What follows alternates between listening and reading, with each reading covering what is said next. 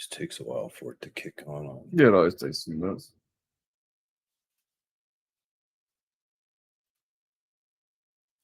You got to look at upgrading. I kind of want to have the restream do it in 1080p and not just 720, but for this 720 it'd be fine for now. But I also got to figure out why YouTube keeps kicking every YouTube video that I watched today and yesterday. They opened it at 1080p or 720 and then automatically scaled it down to 360. I don't know why they're doing that. So, you know what? I've been having that same issue. I don't know.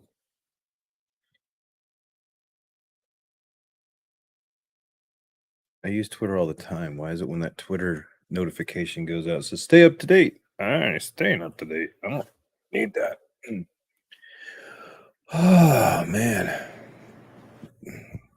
Crazy, huh? Yeah, just a little bit. What's up, Spider? How's it going, man? Right. I was lurking in your stream last night. 5 seconds. Be right back. So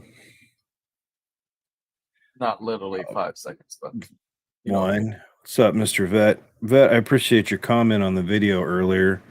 I just, man, I had enough with the guys saying that if you don't help, then you're toxic because I'm not helping.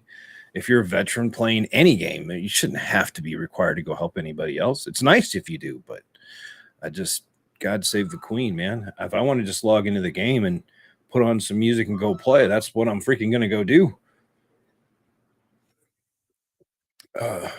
But yeah. And then we might have to have you pop in that if you're not busy in a little bit, because I do want to pick your brains on that. You had a good response. So I know, Spider, how's your games going? Yeah, I'm yawning. I had a really long week. Didn't sleep really well last night, so I don't know how late the stream is gonna go because my eyes are bloodshot. But we should have fun.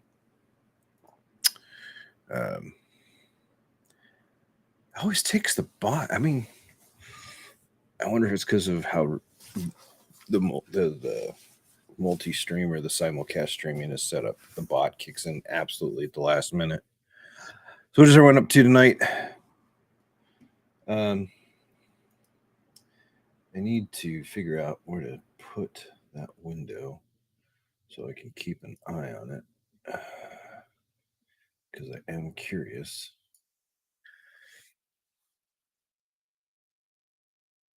Curious about? Oh, it's the performance.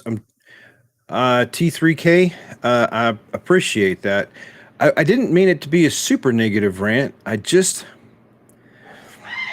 when I play a game and I spend that kind of money, I fully expect at least a level of quality.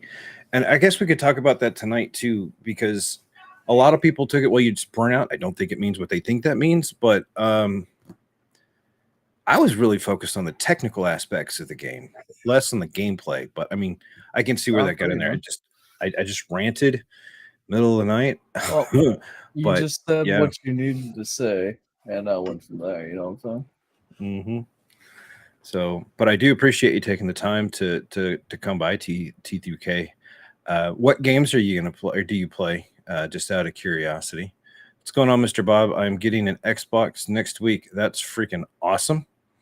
I love my Xbox. I love my PS5, and I love my PC. I know Jay's got the PC rocking because that thing's bright enough to give him a suntan, even though he doesn't have one. And he's got his PS5. Now, the question is, does the PS5 match the colors of the fans? Yes. Okay. No modifications to the case then. No, because I mean, it literally, white and black kind of theme over here, and then the PS5 is white and black. So, yeah, the new PC I'm building. But what's up, Spider? How you doing, bud? Is going to be black and white. So is Evans. We're just waiting on his 4090 to come in, and then I'll start the black build. And white. Well, we looked at a couple different cases because all of a sudden, Gamers Nexus put out their their case review. Mm-hmm. But when I looked at it, the case that they had the overall win just didn't fit the radiators the way I wanted them to. So I stuck with the Leon Lee case. I feel the same things too, man, and I'm starting to feel the same way about the new Call of Duty. I mainly played Destiny 2, but I've lately been playing various titles and achievements. I'm gonna take a guess. 100 bit. Was that yours or mine? It's Spider. Thanks for the 100 bits to whoever's channel that went to. And whoever you sub to for 29 months, I appreciate it. We both appreciate it. Because it doesn't tell us which channel it is. I just noticed that. It just says he's subbed. So we used to use StreamYard for the podcast, and we switched to Restream. And when we set up a team event, everything goes into one chat channel. So unless we have our stuff up in another window, it's kind of hard for us to see what went where. But T3K, I've got the Modern Warfare. I played the campaign. Love the campaign. My favorite part of that was Bob. My favorite part was the underwater combat and some of the mechanics behind the weapons. But after the campaign, not so much. What's up, Mr. Doughboy? How you doing, man? Doughboy, what up? I'm so glad October is over, because Doe, I love you to death, but man, we need something other than scary games from your channel, and no more shaving of the beard. I went to his channel last night to watch his stream. His beard was gone. I was like, just turn off the camera. I feel like that would be like what you'd say about me, honestly, if I came and just got rid of my beard. Dude, if you shaved your beard off, okay, so now here's the thing. You're going to have to come up with some sort of channel redemption system. You know, you get to a certain amount of subs, a certain amount of goals or something, and you're going to shave the beard or something. That's I don't know that'll ever happen, but it's never going to happen, so my beard's not going anywhere. I'm safe. The campaign was great. Multiplayer is campy and footsteps away. You're doing good, Doughboy. He's getting old, so he needs his Ovaltine and his nap. Yeah, I do. I do know that the devs for COD did come out and state that they're taking all that feedback and working to tune the SBMM further, and they're putting a lot more money into it than, say, I don't know, Bungie. So I would expect to see that turn around in a couple of weeks. I don't typically play that PvP realm. I love the campaign stuff, though. I had to shave it. We hit the $30 over the 200 goal for Susan G. Komen. Cool. We're gonna do we do a fundraiser every year now that the podcast is back. I've spoke with CB and the crew at that place. So sometime here in the next week or two, expect announcements for the fundraiser we're going to do. Probably what I want to do, I'm going to give a couple options. I got to get with Jay to see what foundations there are. But one of the ones that was brought up was during the course of November, running a donation link to not like a GoFundMe or something, but an accountable site. I have to figure it out to where people can make donations, and then we do a live on the go out in the field vlog stream where we take that money and we go to Walmart or Target or wherever, and we do Angel Tree, and we pick out some kids, and then we have the community shop with us. We pick out toys and clothes and all that stuff with whatever funds we have, and then we can take that up. That was one of the ideas. I think we had toyed about that before, if I'm not incorrect, Jay. Yeah, we did speak about it. And we also have an account set up from previously where we can use Tiltify. I think it's Tiltify, where they have numbers of foundations that are already set up, so we can use those, like $20 Toys for Tots, Salvation Armies, things like that. Yeah, We just got to figure out what the community would like. So probably, one of the like charity thing that I would probably send money for would probably have to do with veterans. Mm-hmm. Because we've done a lot of mental health and we've done cancer awareness and everything, but I don't think we've done anything for the vets, which I believe we really should. And I also like the idea of doing the Toys for Tots for kids. But I'll get with Jay and we'll put together something, and we'll put out a tweet sometime this weekend to run past the communities as a whole to see what they would prefer.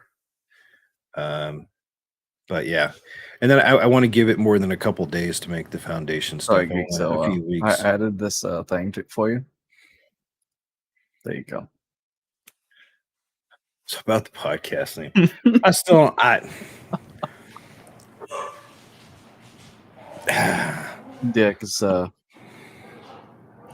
still ain't got nothing on. So play off like Hidden in the Leaf. Let's do Hidden in the Podcast.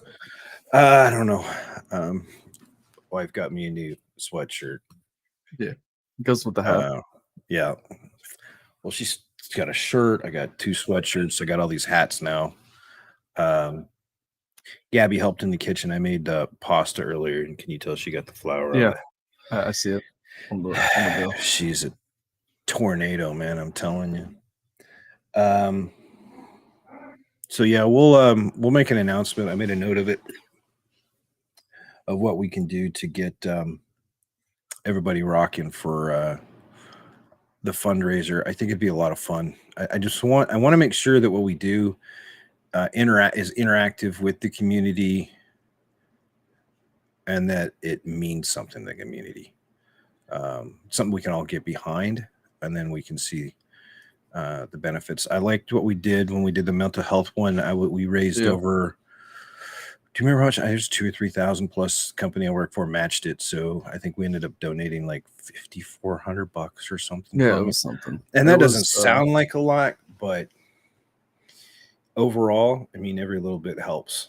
So, depending on what we do this year, company I work for still does charitable price matching. So, be pretty excited. Actually, I think a couple of them actually stopped by. Yeah. So, podcast name. Yep. I have got Indeed podcast name. Okay. Well, I mean, the podcast was already taken. Just FYI, there is a podcast out there called The Podcast. I don't really want to use what we had before. No, I don't want that either. This is something. I mean, it's same but different. And we're taking a whole different approach to it. Hey, look, do they have a podcast same but different?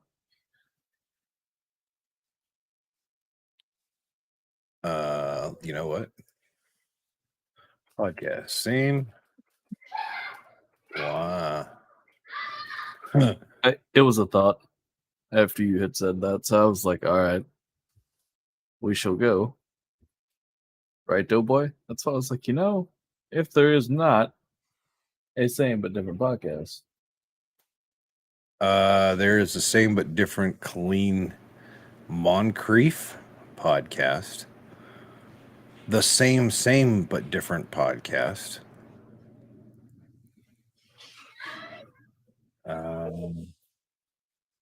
We can probably play off of that one.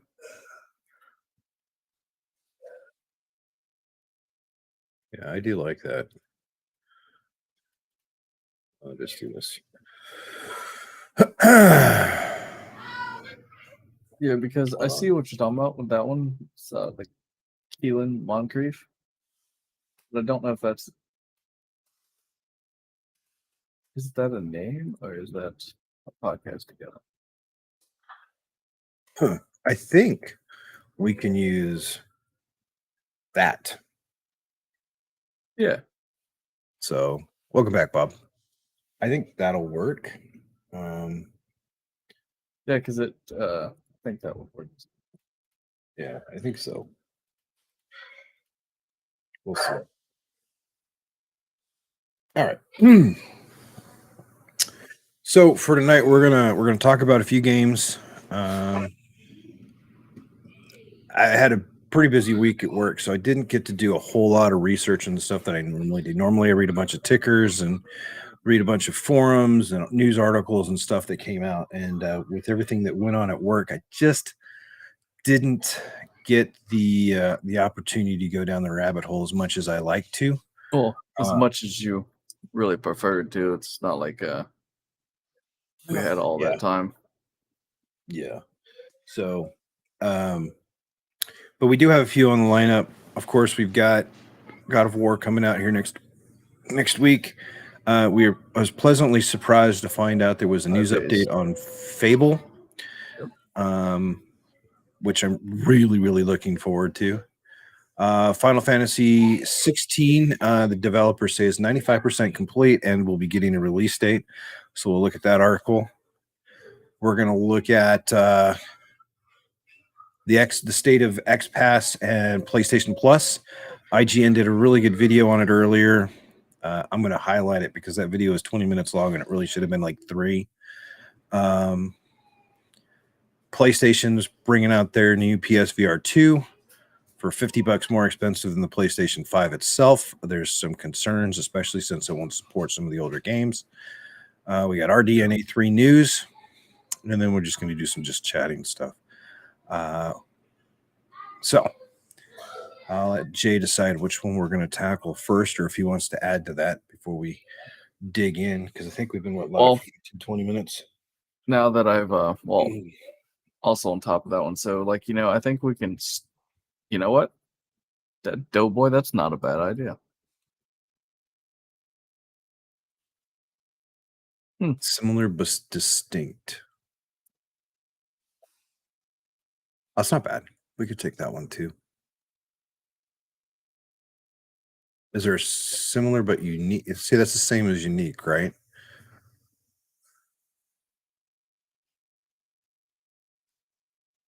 Distinct.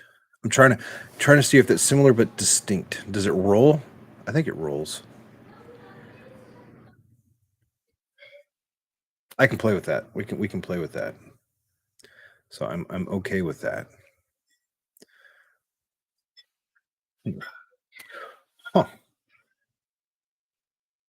No, I don't want to do Divergent. My wife got into that book series and that movie drives me nuts.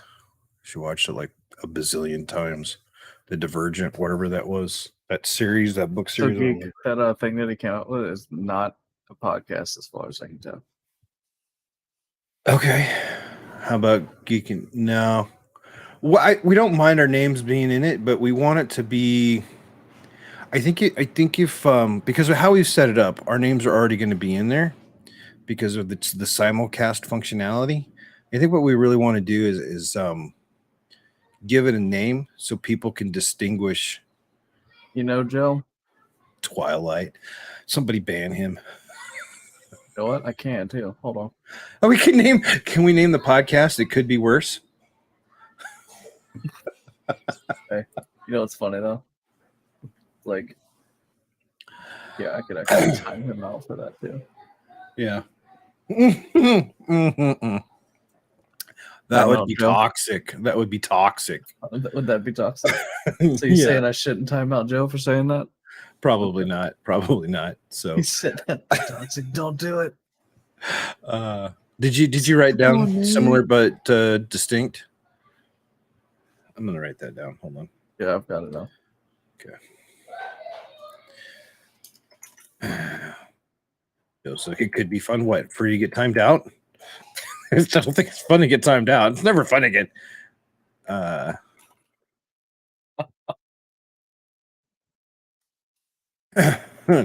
Joe's just weird, man. No Name. No, that's already taken. I can tell you that already. And No Name is from anime. So I'll put it there. Okay. He meant could be fun though. As the name. Is the name of the podcast?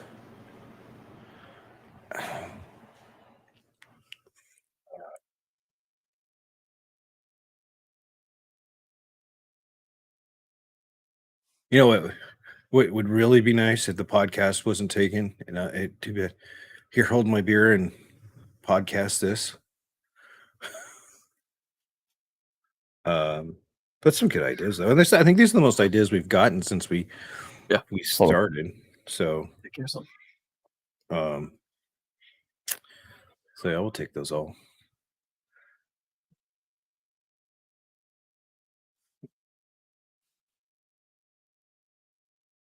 Okay.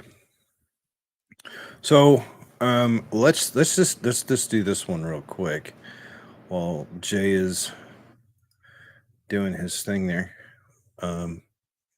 Welcome to the geek side. Yeah, then we'd have to get Jay working into that naming. That's why I'm trying to leave the name, like the geek and the stuff, out of it. So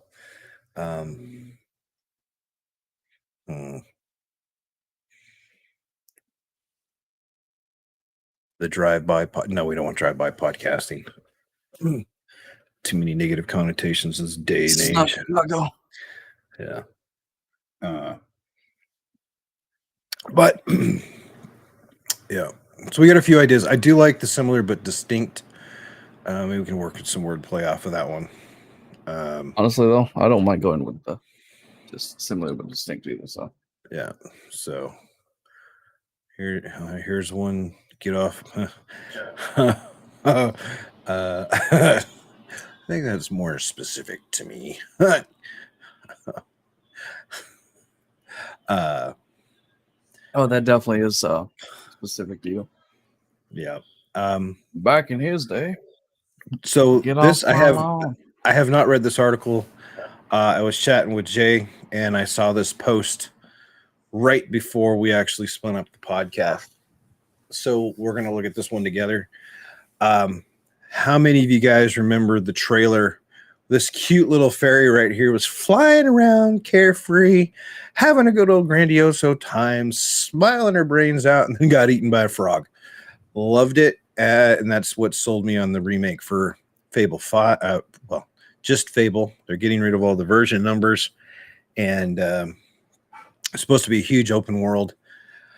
But let's go ahead and read through it and see what news we get on there. It's been some time since we've heard anything concrete about Fable, the anticipated revival of Microsoft's series and development of PlayStation games. Could the game be in trouble? We've heard Playground may be struggling given they're primarily a racing game developer, and the project may have been scaled back. But of course, those were just rumors. Okay, hope so. Well, perhaps we needn't worry. In a new interview with Skill Up's Friends Per Second podcast, Skill Up's Friends Per Second. There are a lot of unique podcast names out there. Yeah. So, Xbox Game Studios head Matt Booty. I'm tired. Now I'm thinking of pirates. Matt Booty spoke in support of Playground working on Fable, and he said what he's seen of the game has been so encouraging. So he's seen something of the game, and it's encouraging. What he's seen, though, we don't know. Goes on to say Playground makes racing games, but if we deconstruct that a little bit, I think the thing that Playground does is high craft, high quality, high attention to detail. We can get a Fable with superb graphics. That'd be amazing. They had a particular passion for the IP, and I think they also demonstrated that they understand what the heart and soul of Fable is about and how they can bring it forward to today's sensibilities. How to make a modern take on Fable.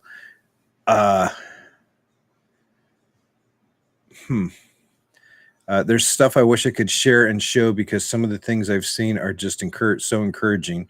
There's a danger sometimes that you don't want to have the RPG team go make a racing game or vice versa. You don't want the shooter team to take a kids building block game or to make a kids building block game. You can get in trouble there, but Playground has a great technology base. They've got a passion for the IP, and they've just got such a demonstrated commitment to the craft and quality. Man, if they're going to do quality and they're putting that much behind it. Isn't shooter and building, isn't that Fortnite? Yeah. At one point? Yeah, you could do that. during.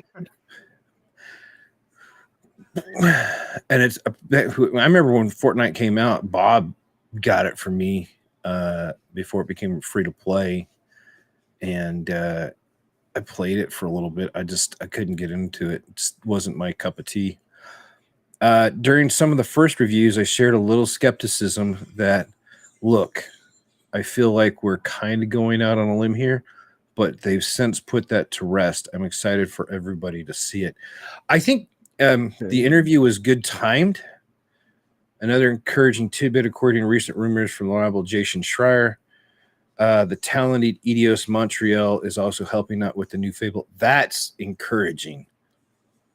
That is very encouraging. Okay,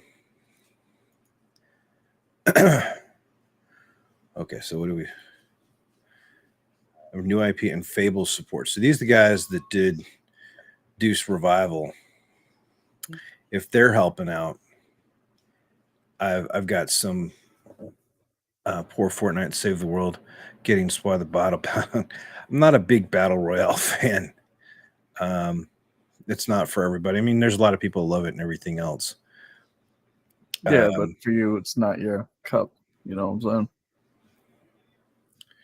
So, according to Bloomberg's Jason Schreier, Eidos Montreal is in the very, very early stages of developing Deus Ex, the new Deus Ex. We previously had rumors to this effect.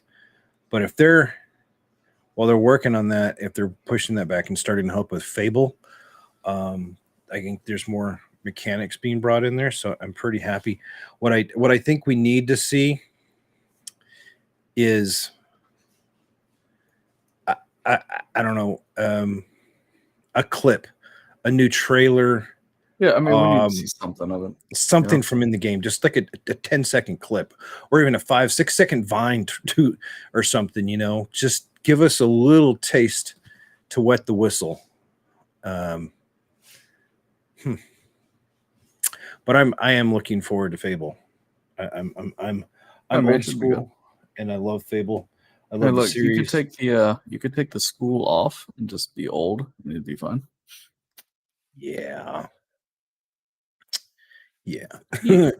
Old man geek, Papa geek. I got that one video. I got called a boomer, and I had to correct the dude. The last boomer was born in 1964, and while I am leveled up in age, I am not that leveled up. Not yet. No, not yet. Man, at least he didn't. Did he say okay, boomer? Yeah. So, yeah. So I'm excited for Fable. I know a couple people in this chat, at least Jedi Joe played Fable.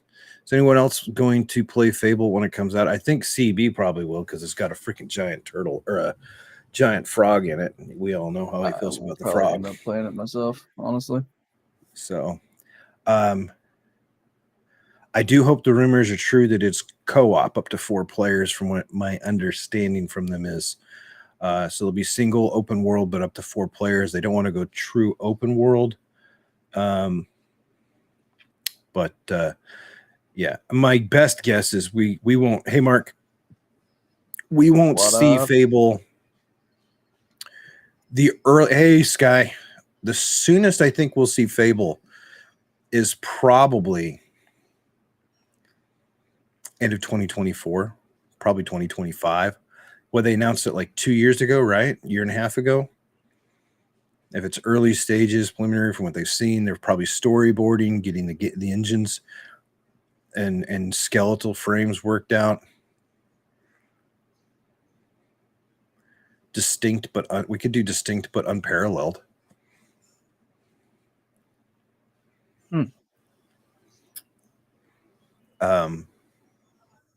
So hopefully we get more news on that one.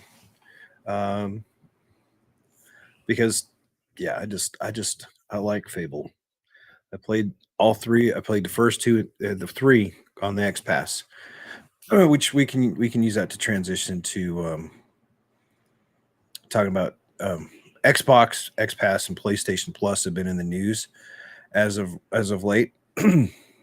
So IGN. Similar but unparalleled, you said? Yep. IGN did a video on it. It was ironic that I was talking to who was it, Mr. Easy, about it earlier today. He was like, "Do I go with the PlayStation 5? What did this?" I only played Fable: The Lost chapters on my modded. I like Fable. It wasn't a difficult game, and it progressed through story and did really well on telling the story. So if they hold true to some of that, I think, but modernize it, I think we'll be in for a really, really good game. As long as they also, I think, focus on the go forward, since it's going to be a year or two from now. Forget supporting old generation. Just if it's PC, RTX 3000. Who was it on? Somebody on Twitter was talking about. Was it Benji?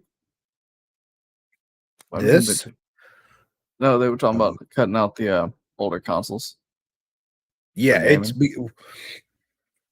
that came up as a conversation piece because of PlayStation's announcement about PSVR 2, which we can talk about too, because they're not going to support any of the older games. Phil Spencer in an interview talked about with the direction and future of Xpass and why it wasn't as performing as well as they'd hoped. He talked into an interview where he said, "We're not going to raise prices this year, but it'd be unrealistic for them not to raise prices next year." So the speculation is where are we going to see the prices get raised? Is it going to be in the subscription, or is it going to be on the console? I think we'll see it in the Xpass first, probably $2 or $3, which is fine with me. Between my kids and I, in this household, we have so many games that get rotated through the Xpass. It's unreal.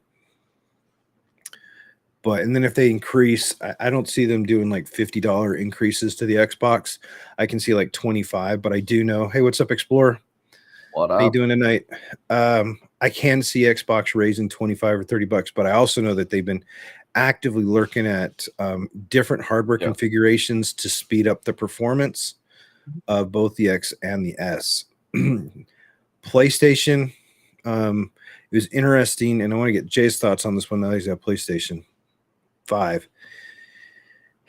So one of the struggles I have in my house with the PlayStation Plus, just grinding. Oh yeah, man, Ragnarok 5 days, baby. PlayStation Plus has 3 different tiers of subscriptions to it, and they're confusing. And I think there's absolutely no value in the low tier. We tried it for 1 month because I'm not really on Xbox or PlayStation all that much, right? Calvin wanted to try out a couple of games, and I said, fine, we can do the low tier one. We couldn't find any games. We really couldn't find any. And the couple that we did try, we loaded them up on the PS5 and we had error messages in it because they never removed timeout from. Okay. Okay. I was like looking over here going, and then the medium to top tier, the top tier one's good, but it's not cheap.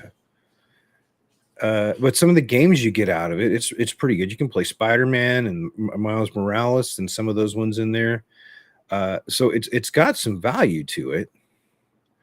And they still do. They started doing what Microsoft did years ago with the Gold Pass, where you get free games. You can download them once you've downloaded them. The games are yours. So I'm struggling.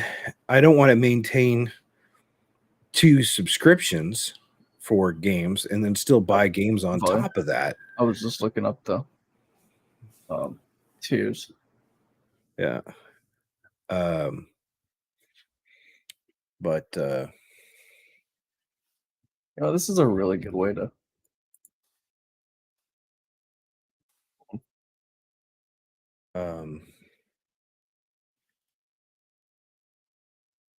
so here. So essentially you've got essential, extra, and premium, right? That's what I want to. Yeah.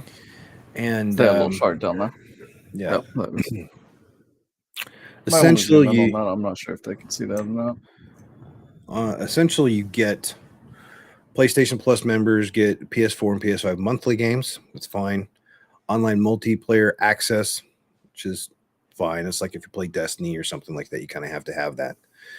Exclusive discounts. I haven't seen much in the way of discounts. PlayStation, Sony, like they'll take, if it's $20 and they're going to give you a 10% discount, they're going to tack on 5%. So you only get really like a 5% discount. It's been more closer to 6 mark. I've had it for a while, and that was the one we kind of went with, but we just, it was interesting. The IGN guy said when they pulled all their staff members, none of them maintain permanent like subscriptions. Some of them will binge watch Hulu, and then cancel it. Some will binge watch Netflix and cancel it. Some of them will binge Xpass and then cancel it. And it just goes down. It just depends what their flavor, their mood is for the month, which kind of makes sense because there's no penalty really for canceling the subscriptions. But as you can see here, I don't understand this chart breakdown because you have, as they say, essential, extra, and premium, and that doesn't match their chart. So so you got the essential and you got the premium. Where does extra fit in? Is this extra? And where's the deluxe? Yeah, that's the one cloud streaming. Without the cloud streaming. But where does that fit into that tier? I would say it's got to be an extra, a hybrid between that. It's like, is that for like countries like China and stuff where they've got a lot of censorship?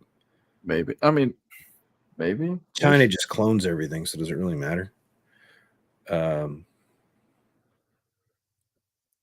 So essentially, you don't get PS4 or PS5 game catalog, and there is a difference in that catalog, by the way, between extra and premium. The extra has very, very little games into it that I found worthwhile, and my son was just not into it at all. On your PSN, it's only got 3. Yeah, but yeah. The deluxe one, I think this is going to be certain areas in Asia, probably certain areas in Europe, like Russia and everything. Okay, so when you scroll down a little bit, it says if they call it they put the premium deluxe, so I'm guessing deluxe is the highest tier for a different place.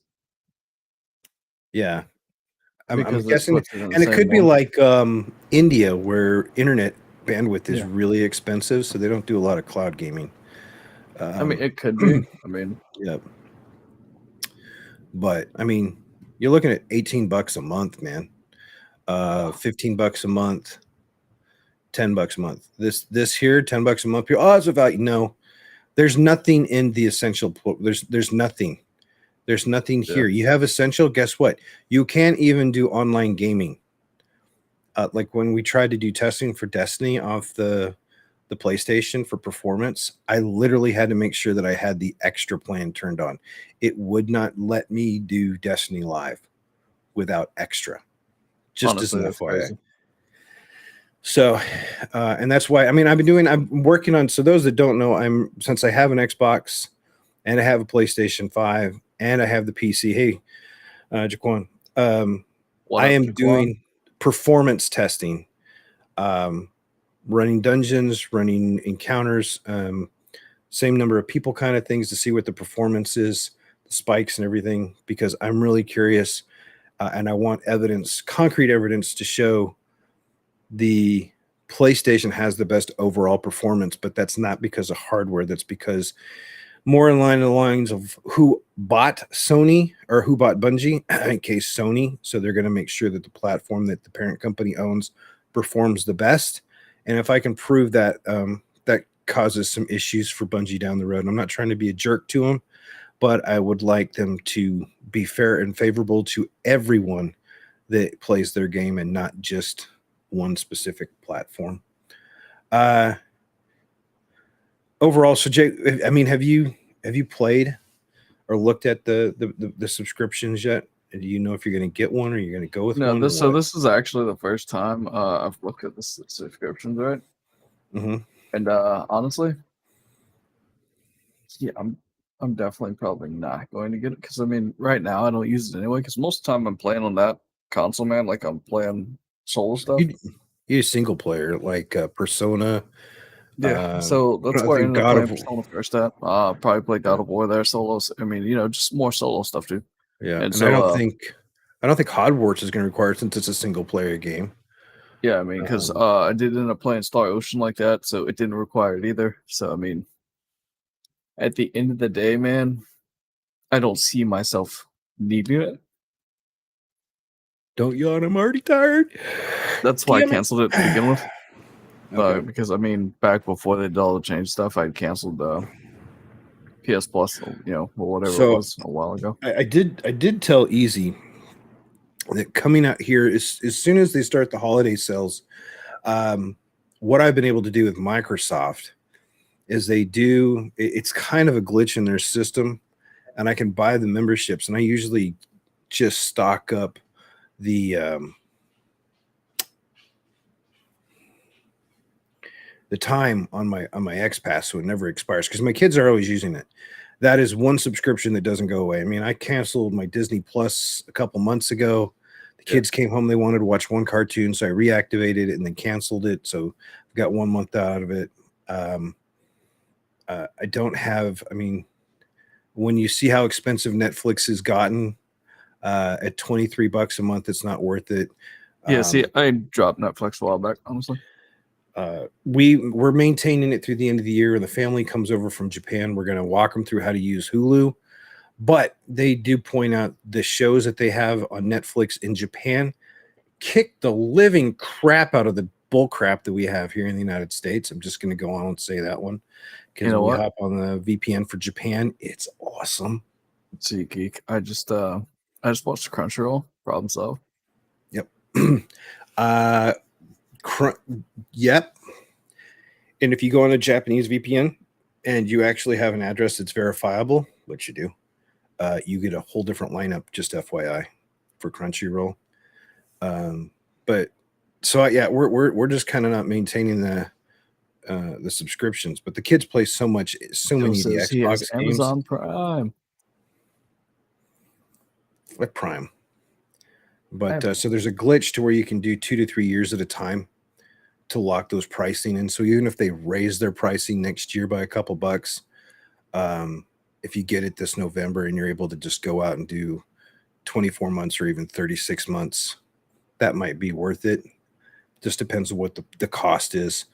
I think when I did it last time for I have roughly 9 months left on mine when I went and checked it. Or hold on, I'll look right now. I don't want any people to see my login information. I'll check. He said, "Don't worry, guys. I shall look now." But yeah, man, like as far as it goes, dude, like I don't think I'm going to get one. I don't really see the.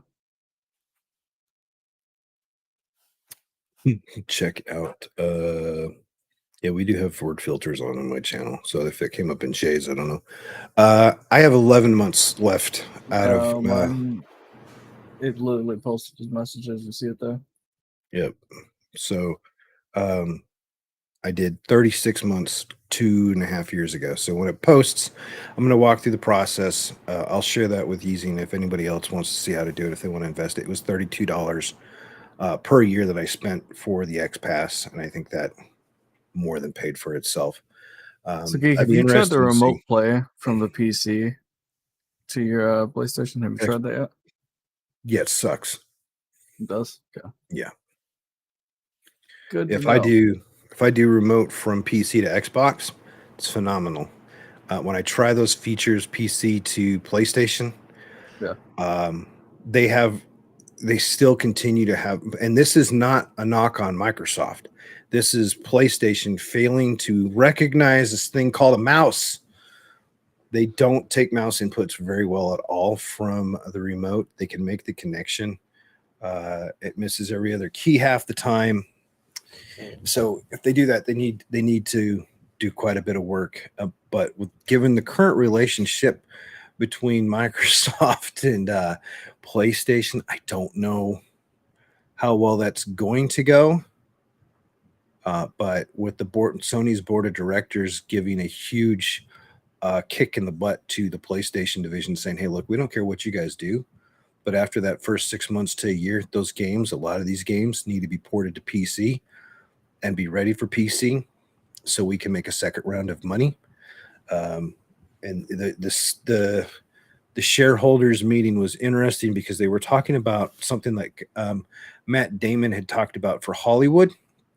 Somebody referenced it. It was really interesting reading the notes, because Hollywood used to make second round of money when they released all the movies on DVD and Blu-ray and all that other stuff. Well, that doesn't happen because the streaming services are taking a bigger cut and there's less money to be made off all that. And well, they're talking about the same thing for the games.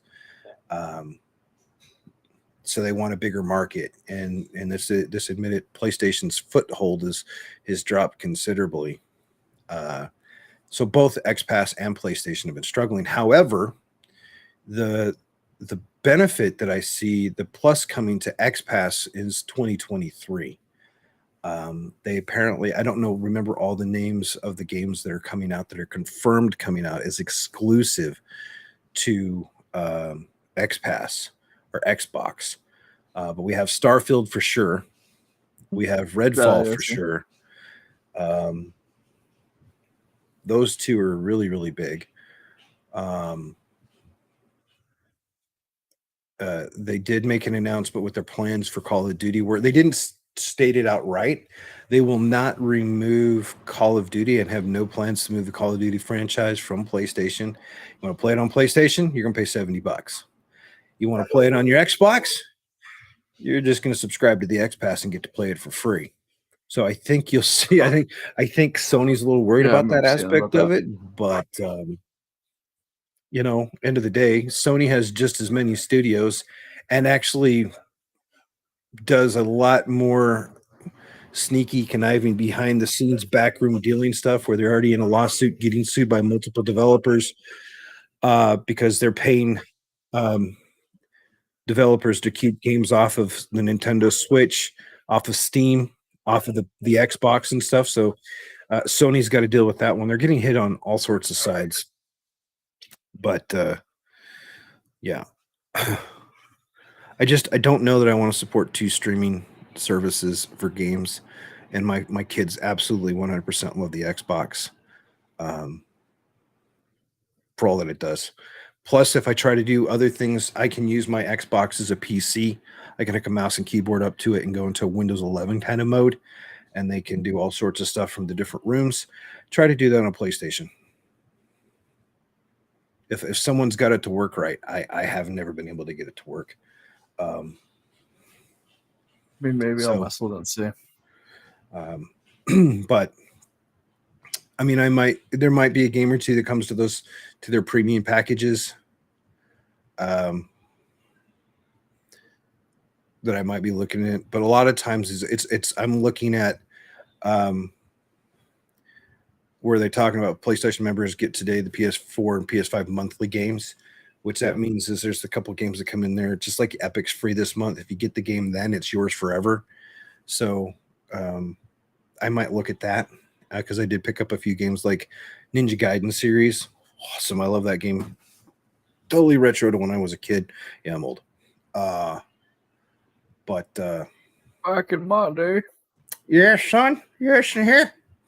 Back when I had grass on my front lawn from toward the Texas heat and walked to school uphill both ways, we had games. So I'm interested if Epic changes out their free game every week. Yeah, well, is it every week or is it every month? I know they have a rotation. I log in, I get an announcement for the games when they come and go, and I make note of the ones I want, and that's when I log in and do it. I don't do a whole lot of Epic games, but I do enjoy Epic. Is it every week? Okay. Okay. So there's that, and they were hoping that PlayStation was hoping they drive some more spark with the PlayStation announcement of the PSVR 2 for $550. It doesn't support PS1 games. Doesn't support, my understanding. I only read 2 articles, so this is speculation. If somebody knows better, please correct me. It doesn't play the PS2 games, and there's going to be several PS3 it won't support. So it'll be interesting to see what the list of supported games are on the PSVR 2.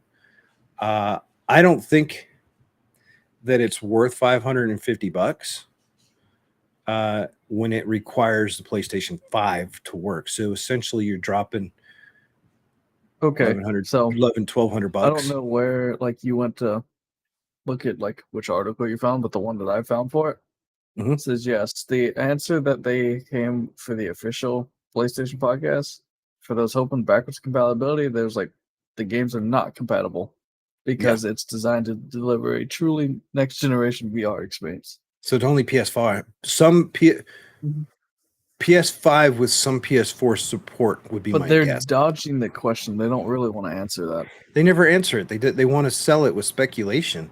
Yeah. I don't think it's worth $550 because you have to have a PS5 to use it. Yeah. So you're dropping $1,200 plus. So you've got $550, say $600 for the PlayStation 5 and the ships with the United States, so $600 for the same thing because you get shipping and tax. There's $1,200, somewhere between $1,200 and $1,300. Now, what Microsoft has alluded to, which is a fantastic thing, they're not developing a VR headset. They're just going to partner up and see if Oculus wants to see if they can make some sort of compatibility. Can you imagine if Oculus all of a sudden became compatible with PlayStation with Microsoft Xbox? That would be a little bit crazy. We'll see. Here's the thing, though, right? So I'm looking at the price difference, right? For this is the Oculus Quest 2. You can get it for $299. Wait till Christmas. I'm saying as it stands right now. So we're getting another one because Calvin and Gabby fight over time. Dad started using it for the last couple of weeks. I've been using the VR boxing and everything off of it, right? I got off the nerve medication from this because it's just driving me nuts and all that. So I mean, you and I talked about that, but from what I'm looking at though, doesn't really feel. Because see, now they're trying to say that the PS5 is backwards compatible, but their VR2 is not going to be backwards compatible. Well, yeah, the PS5 will play several games, not all of them. But the VR2, their VR2 isn't going to play all the games that the PS5 can play, and that's where the confusion's coming from. No, both dogs are in here. Mascots here. Okay. What?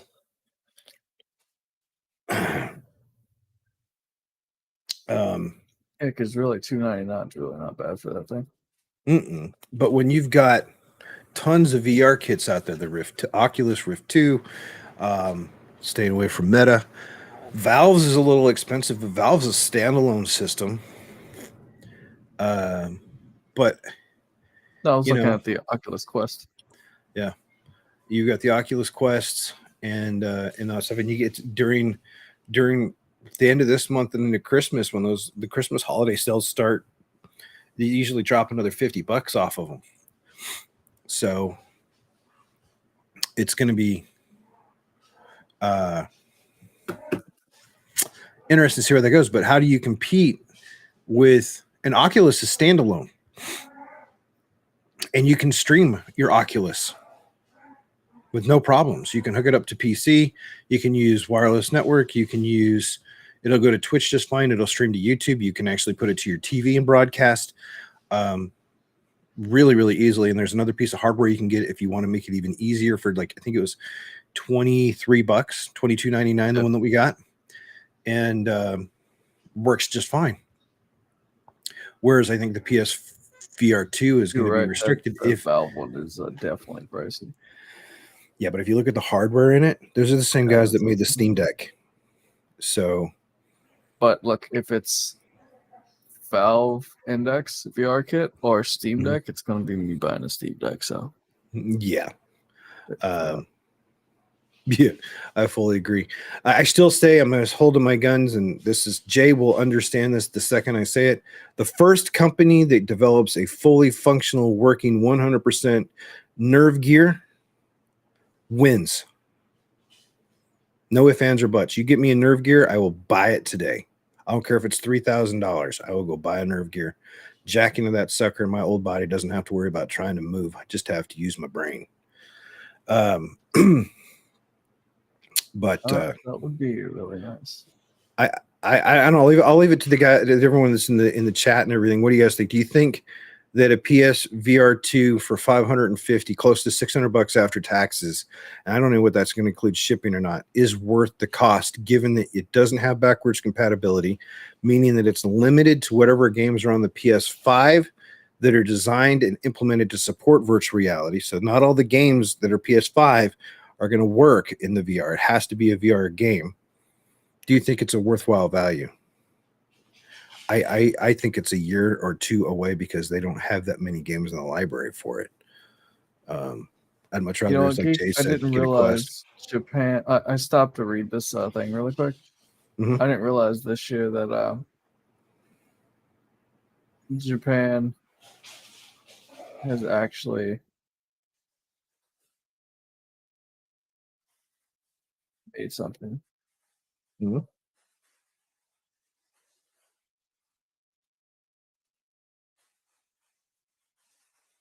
I can't. I'd rather wait for the clearance bin sale when it fails horribly. Exactly, easy. Get those little controllers like they did. When was that? The PS3? Was it PS3, right? The little globe things on the end of the controllers. Yeah, actually, yeah. I remember something But yeah. They're thinking 18 years from now. For the nerve gear? Yeah. Yeah. About the time my body says screw you. That reminds me of the episode of, what is it? But Big they're Bang actually Theory. saying it's about the average thing that I can see is about 10 years.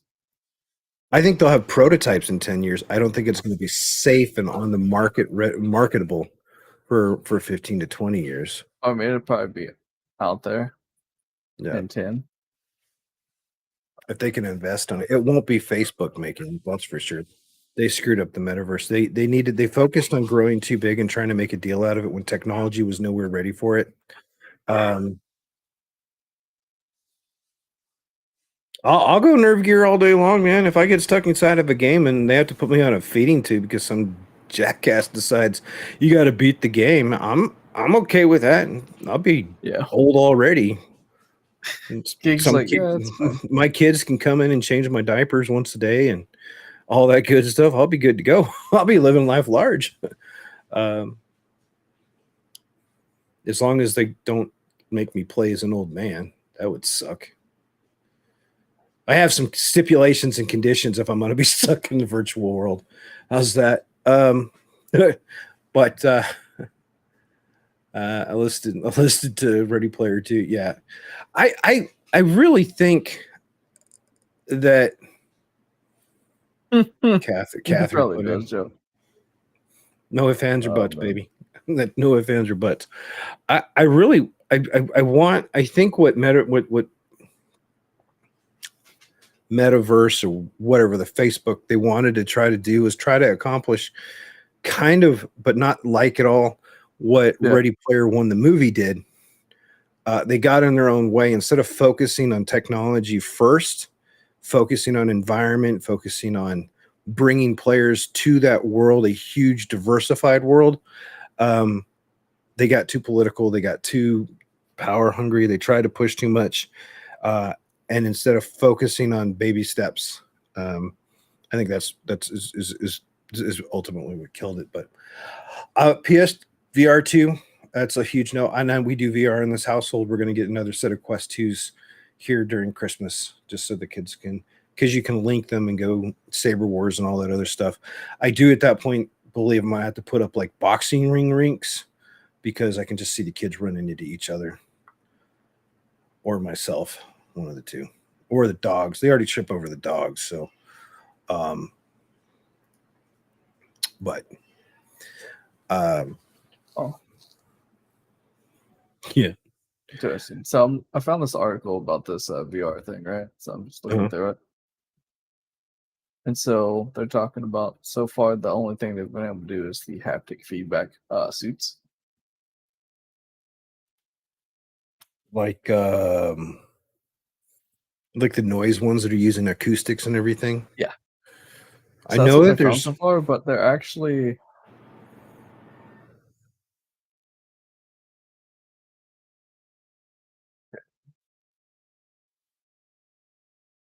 there's currently so the thing that they're saying that you would need for this thing would be like an EEG, right?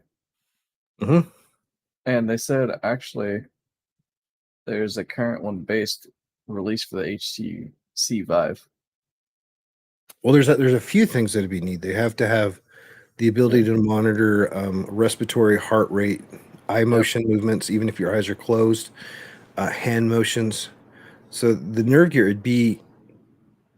it wouldn't be like SAO or Sword Art Online or any of that stuff. You literally would have to do something that has the ability to monitor. Even Musk had commented on it that it's possible, but the situation that you would need to have the things at for it is what's making it impossible. Yeah, it's.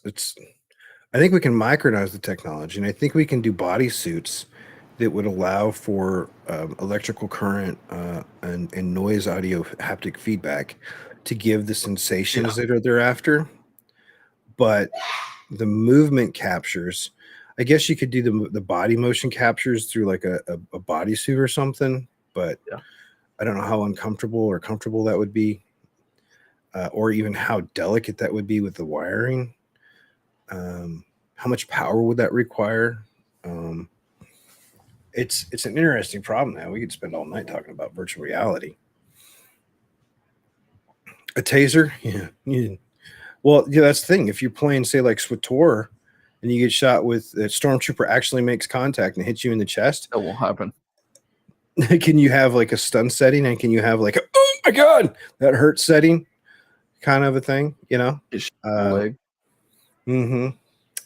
You're in a sword combat and you get your leg cut off or something. You have to wait for it to heal or anything. How does that going to work? Do you have to dial down pain receptors, dial up pain receptors, depending on which one? All of a sudden, all these these diehard streamers like Glad and stuff that play on death mode, that'll give a whole new meaning to death mode on VR, because that crap might hurt. It won't kill you, but it'll make it hurt. I mean, it'd be very interesting to see what direction. I'd worry about the safety features after, and it sounds really bad. Nut shot, yeah. But you never know. I think if we'll think of get shot in the, as much fun as that is, I'd rather not. Yeah, but I would really like. So I think in order to be successful in the realm of VR, there's a couple things that have to happen, and they have to take it from different team perspectives. You have to have the open world, the very diverse open world that you can port through for like zone to zone. If you want to go into medieval worlds, you want to go into big cities, you want to go into different planet. If you want to ever get that big, I wouldn't go solar system big, anything. Oh, so you wouldn't go like what's the name of hold on. I almost got it. Hitchhiker's Guide to the Galaxy? No Man's Sky. Big. No, not right off the bat. I would stay with like a planet, Can I do diversification in a planet and make different zones, different kind of ages and medieval, modern, futuristic, and never worry about balancing that stuff out. You can make weapons work in one world and the other. Like you have a technologically advanced civilization, they have no magic, and you go into this other world where they're not really technical, but they have a lot of magic. So kind of balances everything out. But it's all what the user's going after. What does the user want to do? So you have to have that open world with at least some enticements out there, because from the games that I play and the people that we've interacted with, there are people that love first person shooters. There's guys that love military. There are just medieval. There's Elden Ring. There's different types of games, and you're going to have to really kind of worry about those kind of environments. And then what's inside those environments? Is there city shopping? Is there all that stuff? We watched the other day, what was that stupid Funimation animation? How heavy are the dumbbells that you lift? Freaking hilarious series, by the way. But they were all over the place. So do you have that kind of a diversification inside those roles? So I think you have to have that, and then you have to have the teams that are developing the ability to interact. How do you immerse somebody in those realms? So you've got a lot to do, and they've got a long ways to go. So 10 to 15 years, I think it's plausible. I think it's more realistic to be closer to 15 to 18, like they're saying. But I think we can get there. Yeah, it takes time. I had to get there. I'm not smart enough for that. By then, Calvin. You're supposed to be. Yeah, Calvin's still going to be working on all that stuff. He wants. I think we're going to see a driving force behind the type of nerve gear, not just for playing, but for use with robotics, controlling developed robots, giant Gundams, for lack of a better comparison. So you'll have to see an advancement in that way as well. There's a company that is working on a treadmill. Yeah, the Omnimill. There's actually 2 different companies that are heavily competing on each other on those ones. And the treadmill actually doesn't move. It just uses sensor plates for the direction of your feet. And it's really super slick how they're doing it. So you don't have to worry about trying to do multi-directional. It's all based off of motion of feet gliding. Now, if you take the belt off, you're going to probably fall and bust your butt, but because of really, really super slick. But those are like preliminary levels for motion and movements. And nerve gear is something that you're just laying down. Your body is actually just static or prone, not doing anything, and everything else is. So it'd be interesting to see what direction it goes and where the games go. Neuralink. Neuralink, are those the ones that have the headset that goes over and is trying to work off the brain wave and has a couple finger connectors? Yeah. I haven't read anything about them in about a year. I know they had a news article late last year, beginning of this year. I think it was late last year. So I'm going off of memory. But I think we'll see. I think VR's. I don't think VR is going away. I don't think it's going to advance as quickly as people want it to. Because we need. How do I say it?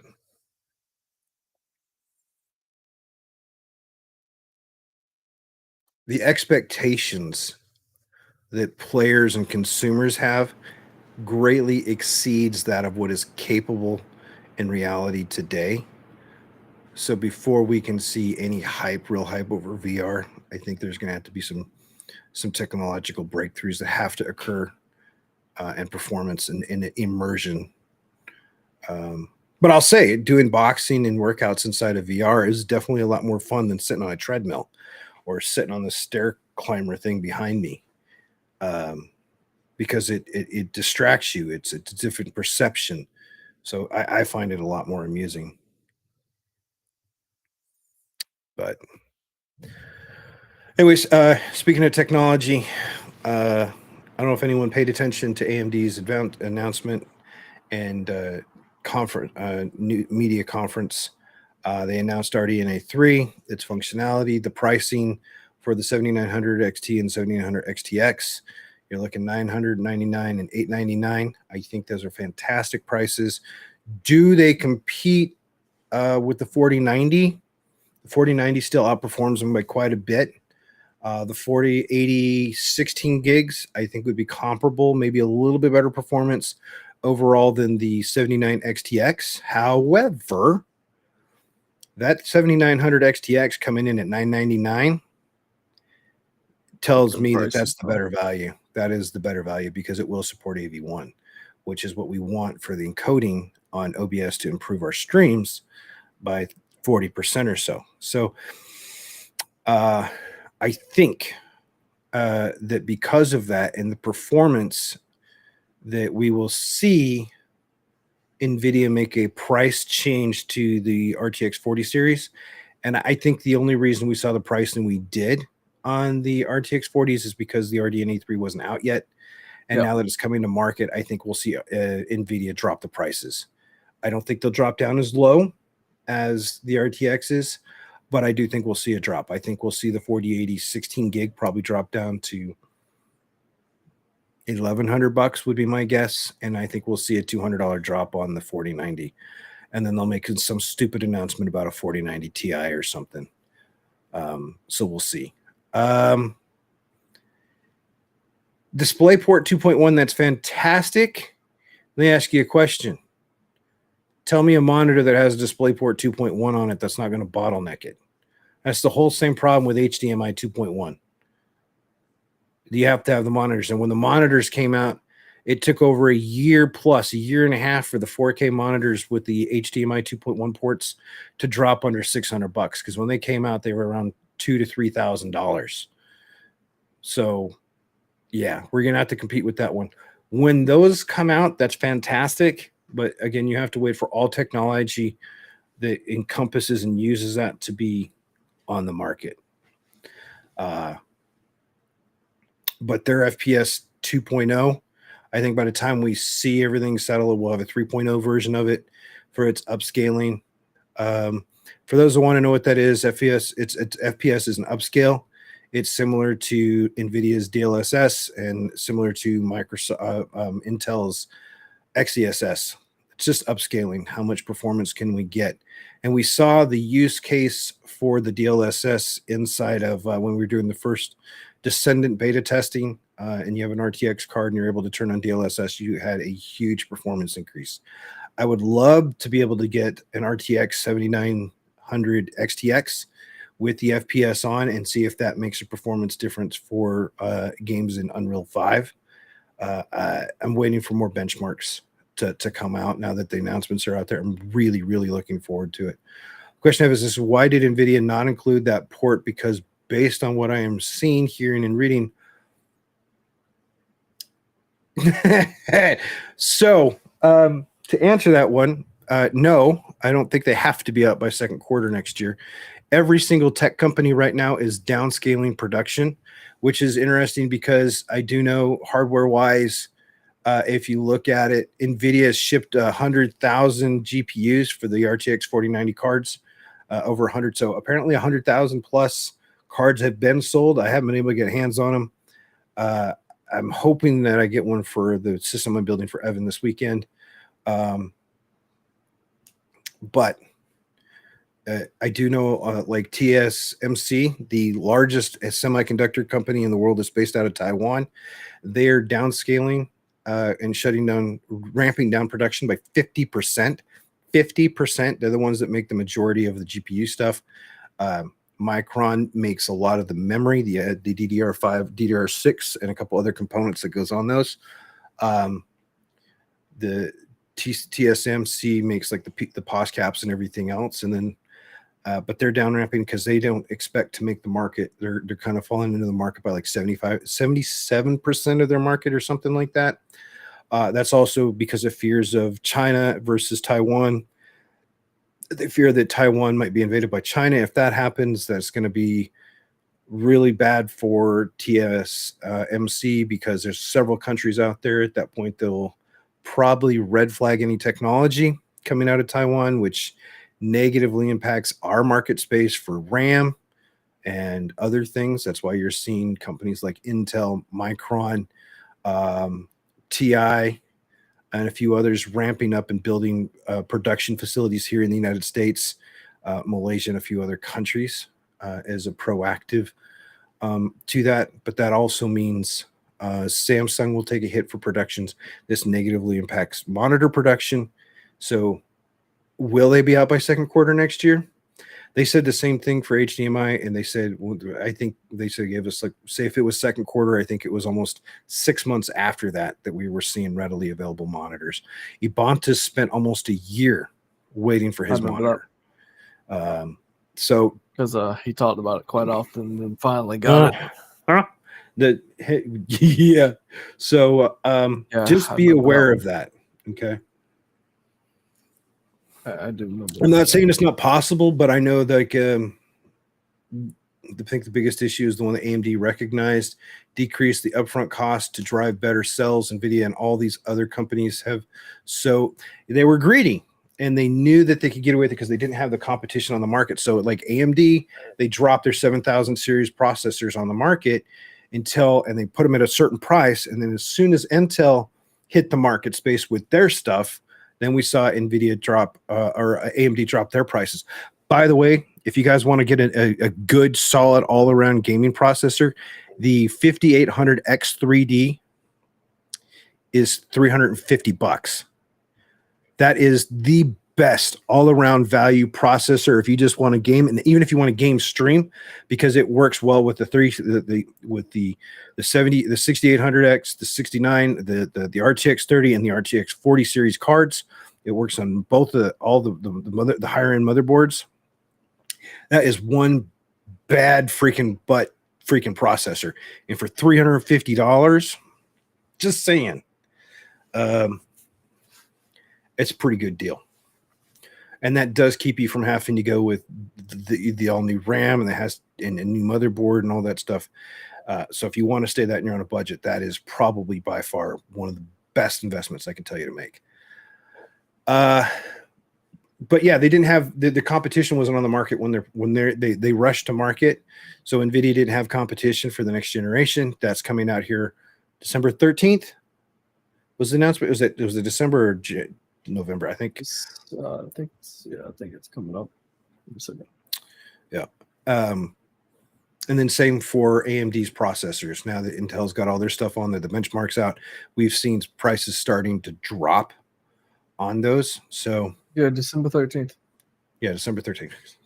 I read too much, man, and work stuff. I don't trying to remember everything is sometimes my brain. So yeah, I keep positive about the monitors coming. I wouldn't hold my breath necessarily. They'll be out when they say they're going to be out, given that there's a downturn in production from the semiconductor companies. So you might have to wait a little bit longer, which is fine. As long as you get a monitor. I mean, you can play at 4K on 2.0. You'll still be able to play at 2K on a 2.1 port. It's just going to downscale to a 2.0. You're going to have all that stuff. Mind buffer. I'm not like Johnny Mnemonic. I can't update my RAM or my storage. Still, whether they are out in 30 days or 120 days. Yeah. I still worry having some insight to political movements and subscribing to some lobbyists and everything else. Because AMD failed in their or NVIDIA failed in their partnership with Best Buy, I do expect a class action coming against them. A lot of people got the membership for Best Buy, paying the $200 a year. BS. I mean, this isn't Costco or anything. It's freaking Best Buy. Doesn't get any really good deals out of it, but that was supposed to entitle them to be able to get on the first come, first serve for the RTX 40 series cards. That didn't work out so well. NVIDIA then came out with a content creator program. I know Bondas went through it, was able to get a 4090 FE and a few other people that were content creators. Maybe I can get big enough for the next release that I can get in on that one. Doubtful, but so yeah, legislation is going to inevitably get involved in this issue with people, scalpers buying. They got involved with the scalpers for movie tickets and football tickets and all this stuff, passed legislation and law. Now they're going to take a cut, so we'll see a little increase there. But I would have hoped places like NVIDIA and AMD, and if the big companies would come out and either own their own storefront and made it the only place that you could buy those, and you couldn't post and resell without violating or getting in trouble, or they Intel and AMD and NVIDIA and the likes came out and worked with places like Amazon and Best Buy and eBay and even Walmart. Walmart's aftermarket stock is horrible, and said, hey, here's the SKUs. Yeah, I definitely agree on that. You're going to get legislation coming in and saying, hey, here's the SKUs for the MSRPs for the new cards that are coming out. When they're posted, that hardware information must be listed. The models must be listed. If the card is posted over 10% of the value of the MSRP, it will be taken down. It will not be allowed to be sold. So they don't want to kill out the American dream. They're going to have to pay a fee if they want to turn around and sell it above MSRP for markup and everything, but they're going to get held out, and that's going to cause all sorts of other things. I don't want to see that happen. If the manufacturers themselves could just work with the resellers and get something out there that actually worked. And you got all these people, we got to be verified and all this stuff. You know what? Every person I've spoken to that's gotten a card outside of the content creators have been using bots. And you're going to have to reserve it. I mean, that's when you have to stoop to that again. Plus, NVIDIA is in trouble for creating false demand because they didn't create enough product because they wanted to clear out the 3000 series cards. That's a whole ugly mess that I want to get involved with. But yeah. I'm excited though, because I in my house, we've traditionally gone RTX 40. My system will be RTX 40. However, we have to get a new system for the kids for school, and it needs to last for a couple of years. And I'm not going to lie, that 7090 XTX for $1,000, if I can get a holiday discount or something off of it, pick it up for $850, $950 in a couple months. I think that'll be a worthwhile, solid card. And people are like, why the heck would you put a card like that in your kid's system? Y'all need to remember, my son is huge in design, and he's better with Fusion 360 than I am. And their imagination, a child's imagination, is not restricted by adult logic or rules that we've been taught over the years. And they come up with some really freaky cool designs, and you're like, that won't work. And then all of a sudden the Fusion 360 engine comes out, kicks the render out, and says, yeah, it'll work. Oddly enough, now trying to figure out how to do some of the 3D prints with that, I have no idea. I sent one over to Prusa to say, hey guys, this is what we have, and I have no idea. And they're like, oh, this is cool. We're going to take a look. So I'm excited to see what the next they announce is. I don't start building until end of December. Yeah. Or middle of January. Yeah, I'm waiting to see what ECS has to say in announcement-wise in January, the 5th through the 8th. I'm really holding out for a 7900 or 7950 X3D, that X3D cache. I have better thing with Tinkercad, but have issue with... yeah, see, I've got the training material for the 360. When I bought my Prusa, it came with a discount thing. Instead of having to pay a monthly $60 fee, I was able to use the student thing, and I parlayed that in, and I ended up paying, I bought 24 months for $20 a month. So I have that for 2 years. And now that Calvin's going to be starting online school through a university program next year, that email address that he has been assigned actually counts as a college student email. So we'll still be able to maintain that for his, I don't know, however long that it's going to be. So yeah, technology, it's the problem that we're having now, whereas the last time around there was the shortage. Now there's too much, there's not enough demand, because it came too close to the last innovation. So we were starving for innovation, And I think we would have been in a lot better position had they said, let's just hold off. Let's forget the X, and they're learning this right now, the RX 30 series, and just come straight to the 40. But they need to make money, so I get it.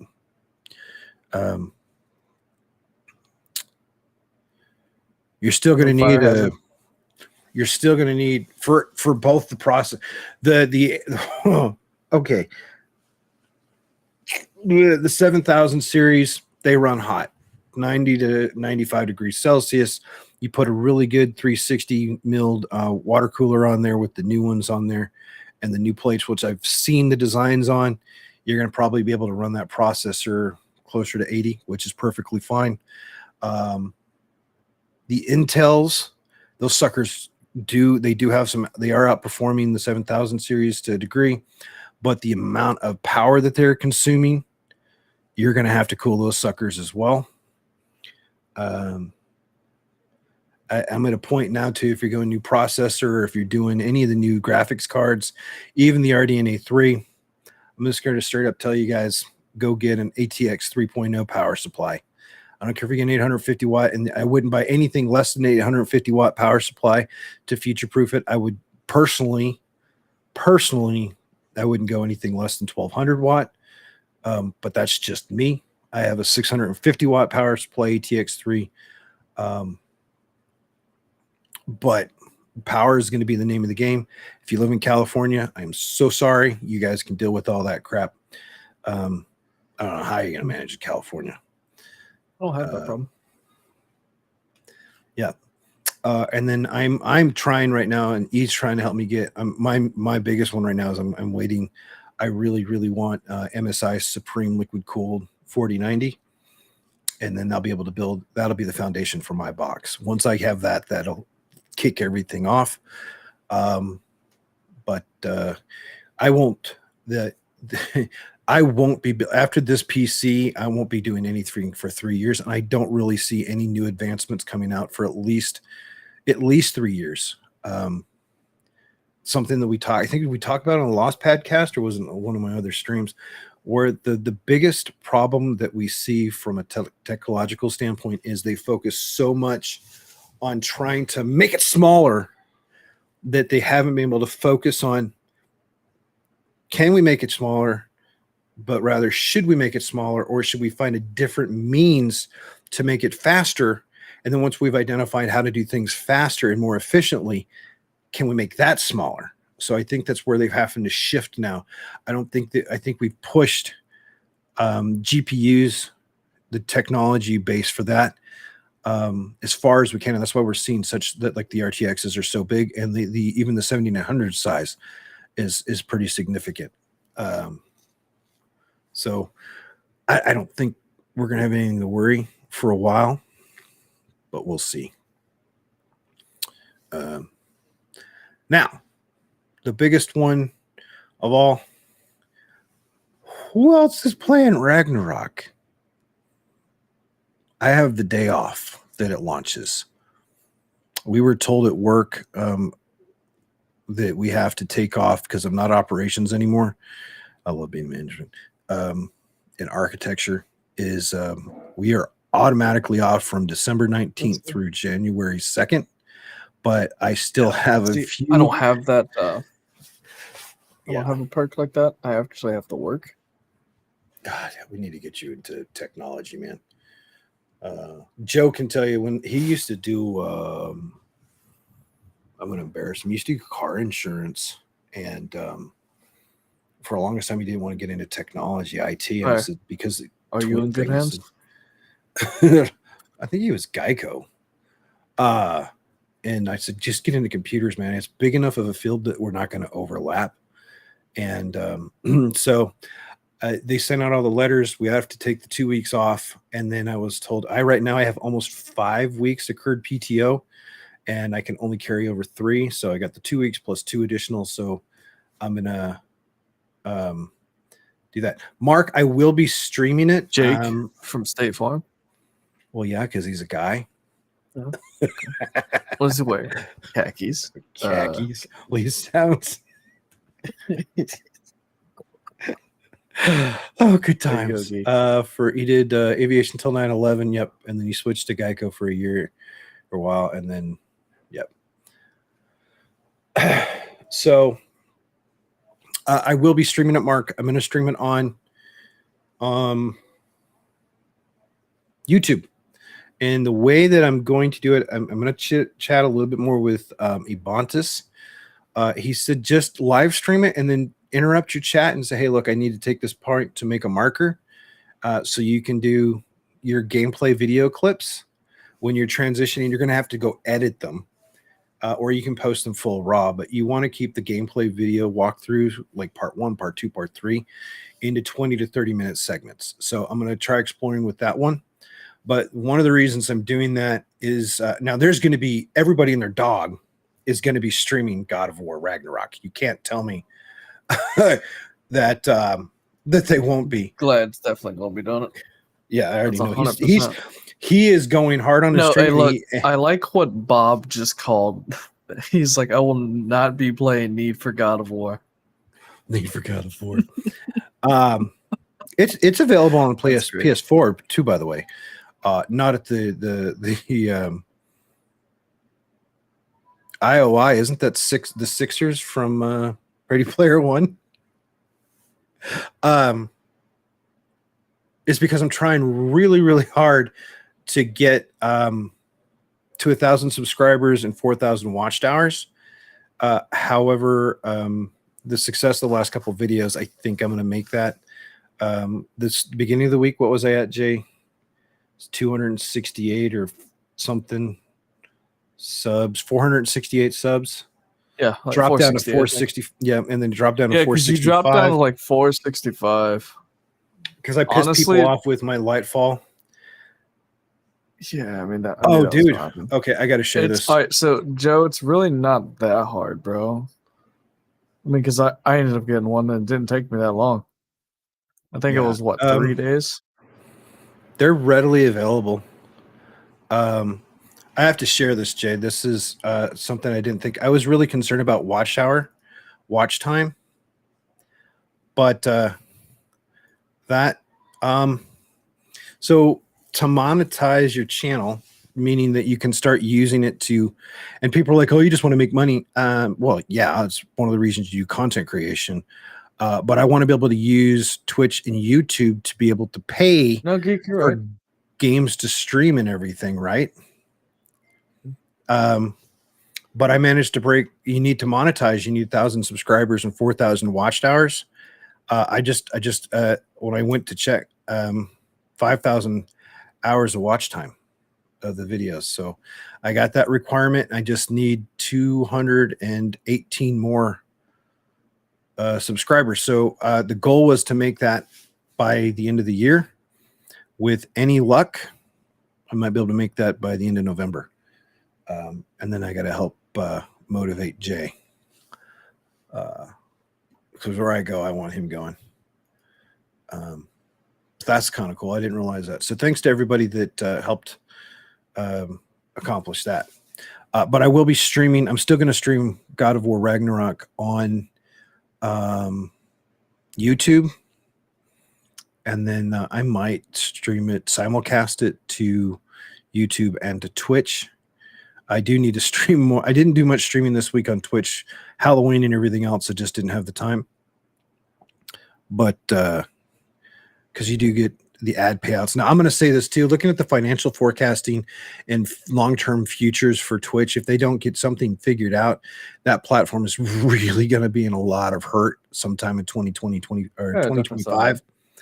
And but so I don't fault any of the big streamers out there that are doing the advertisement packages.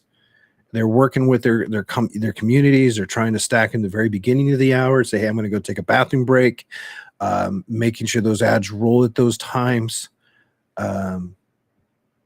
Just because. And yeah, they're trying to like do it at the right time and stuff. Because if Twitch goes away, that's going to definitely impact a lot of their revenue. So a lot of these streamers are trying to build on not only Twitch but also on YouTube. And some of them already have a footprint, but So if I was a streamer and someone said, hey, yeah, if you stream 100 hours this week and you run these roles, we're going to give you $25,000. Yeah, I did see that, and that's what I see a lot of going back and forth about. Yeah. Now it's not equal across the board. It's dependent upon your viewers, your average number of viewers, how big your payout is. But yeah. So I don't fault them on that one. Take it while you can, because if you look at that, if you can get one streamer that's averaging 25K a payout per month, in addition to the subscriber payout that they're having, that puts them around $35,000 a month. You times that by 12. That's a pretty decent payout. You know what I mean? And at the end of the day, people they want to play for fun. Now, I look at someone like Glad. That dude he's there for money. He's pretty smart with his money, but he just loves playing games, and he's there for his community. So I can see people like him being torn about that decision. But even him is like, he has to do what he's got to do. But I mean, you got to do what you got to do, man. At the end of the day, that's all there is to it. But I will probably, what I'm thinking about is I might simulcast Ragnarok, or I'll do the initial playthrough on YouTube, and then I'll do New Game Plus on Twitch, or I'll do 2 different gameplays. I don't know. And then we've got, by the time I get done wrapping that all up, having watched all the IGN reviews and the people that did the full reviews without the spoilers, saying that you could spend anywhere from 80 to 100 hours getting everything completionist done in the game. That should tide me over nicely till when Hogwarts comes out. And there's a few games mixed in there, but that will probably help decently. Yeah. So you'll see me doing most of my stuff more and more often here. I do have I owe everyone a Sunday video for DaVinci Resolve. I've got an edit video ready to go that's going to go live on Tuesday. I think I have it scheduled for Tuesday for using Introduction to DaVinci Resolve edit page. And that one's 22 minutes long. So yeah, it's fun. I enjoying the content creation. But I'm really looking forward to God. There's games coming out now that I'm really excited for. God of War and all that stuff. So Jay, you've been playing. How you like video editing geek? I like it. I'm forcing myself to learn to get better. Whereas before, and I still am very guilty of this, when I do a video for YouTube, most of the time it's me scripting or hitting the stop button and re-recording over and over again to make sure I can get it right, because I don't like editing, because I'm not proficient with it, but I'm getting better at it. And I don't think that's Quidditch in the background. But so there's new games coming out, and I'm really excited for those. Primarily Ragnarok. Yep. And that's one that you talking about. Hogwarts. Harvestella. I have seen mix on it. Yep. The thing that most people complain about, the game mechanics are good, the combat's good, the farm building and everything. The cutscenes. Apparently, they have some of the worst, longest drawn out cutscenes with no vocal audio, so it's a lot of reading, and that's driving a lot of people nuts. So I expect that we'll see those cutscenes sped up or cut out. Yeah, I'm looking at the reviews on Steam. Yeah, that's what's said.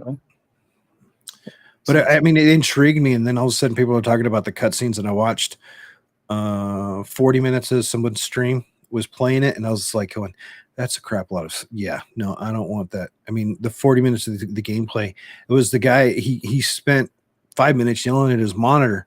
At the 40 minutes I was in there, and he was trying to actively play, I think he only got like 25 minutes of gameplay. The rest of it was stupid cutscenes. So get rid of the cutscenes. And then I think cutscenes are great. and they can be used to tell the story, but it shouldn't hinder or frustrate the story, I think. So I still think the premise for the game is very, very sound. Be interesting. If it goes on sale, I'll probably pick it up. Yeah, I mean, it's something that I'll wait to look at. Is it co-op or single player? If you got it up still. I don't, but I can. Hold on. I just pulled it back up because I just clicked on Steam. It was Joe. It's single. Yeah. See, I think it'd be better if they could do something like Animal Crossing where you have a co-op. I understand so many developers now, they're trying to avoid the co-op because it's less resource intensive, less issues, less coding. But I think, yeah. Boulder's Gate, dude. I love the game. And I bought the game, but they just did an update for it. I haven't done much with it. I get the email notifications. I have a reminder that pops up on my PC once a month to go check the updates on it. I have a feeling around February, March sometime might be when they get another big push on it. But I love the series. I love the fact that I can pick up a boot and throw it at somebody as a weapon. I mean, see, and it's a lot more stable and everything. Hi, Bob's mom. Hi, Bob's mom. But yeah.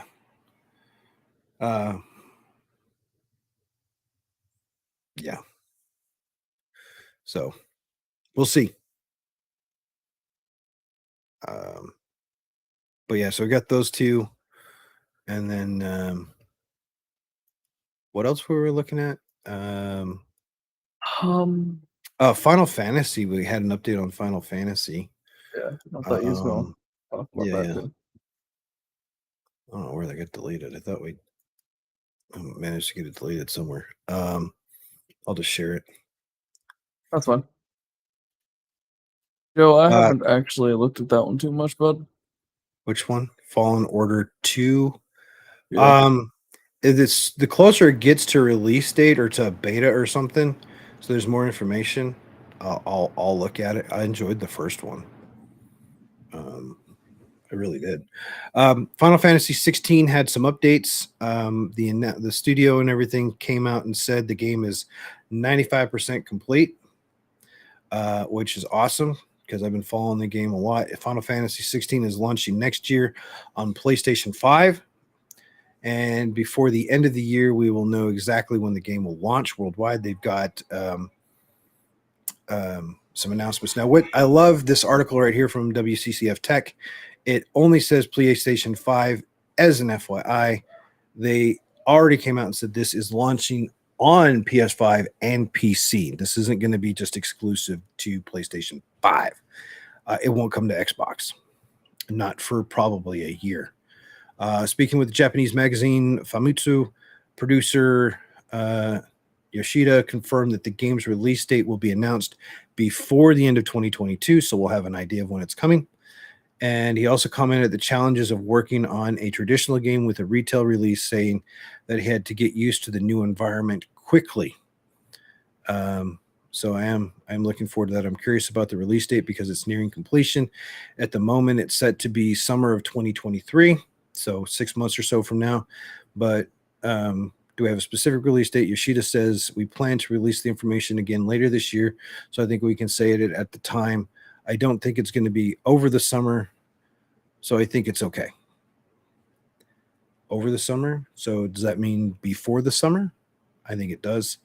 And I've been used to the development environment for online games for the past few years. So I was a little surprised that I had to master it so quickly. I think if you think about producing physical discs, shipping them all over the world and so on, it takes several months of physical time after mastering up. In this day and age, you don't have to worry about that. When I say the development status is 90% and 50%, I think there will be voices saying, please release it immediately. But there are some circumstances. So I do know they have physical and digital. In the same interview, Final Fantasy 16 director Katai, I think that's Katai, talked about the current development status of the game, saying the development is 95% complete. The team is, so that means they're getting close to wrapping up for production, and then they'll do a final testing, and then it's just public relations, sales, marketing, brochures, all that stuff, shipping for the physical stuff, the collector's editions and everything, because they're going to have box collections with statues and all that crap coming out. The team is yeah, they're definitely going to, man. That's just how that thing's going to go. Yeah. The team is playing through the game daily to make tweaks and improvements and fix bugs. Apparently, no one is allowed to add code at this stage due to potential bugs getting introduced by changes. That I actually 100% love. So what that means to me is they're playing the game, they're playing it daily, making note of all the bugs that they're discovering, but not immediately gut reacting and saying we have to go fix that right now. We are going to get a list of the bugs. We're going to figure out what's causing the bugs, and then they'll go mess with development code, not the actual final code. So that's how it should be done. Somebody from Bungie, if you're watching this, that's what you're supposed to freaking do. Okay? And then you test it yourselves, and don't make your freaking audience test it. So it's almost finished. Takai says, that's right. The current situation is that we play through the game day by day, tweak the rough parts, brush up the parts that have flaws in performance or drawing. The rest is bug fixing. Anyway, the scale of the game is large, so debugging takes a lot of time also because it's open world. Almost all programmers are fiddling with code to fix bugs. So that's confusing for some that might say, so what's bug versus code? Some of the stuff they're working on is like graphic rendering, areas not loading the graphics, the shades, the colors, and that stuff. That's different from like mechanic changes that need to be made in the story or the combat. So that's where I read that into it. There's a notice that it is forbidden to add code because new bugs will appear. Again, they're stressing this one. You can update, you can make tunes to broken code, but yeah, I think that's great. Final Fantasy 16 launches on PlayStation 4 during summer 2023. So again, the article says PlayStation. Yes, I mean, it's interesting. But everything says PlayStation 5, PlayStation 4, and PC that I have seen out there. So we'll stay tuned for it. I was really happy to see that article pop up out there. And with that coming out, so that gives me 3 big games. And then we have, so that's PlayStation. We have Ragnarok, Hogwarts Legacy, which is also PC, but I'm doing it on a PlayStation 5. We have Final Fantasy 16. Which I hope the release is on PlayStation or the PC the same time as PlayStation, because I'd much rather play it on PC. And then we have Xbox, we have Starfield, we have Redfall, and a few other games. I believe they have 6 that are slated for 2023 exclusive to Xbox. So there's a lot of games coming out next year.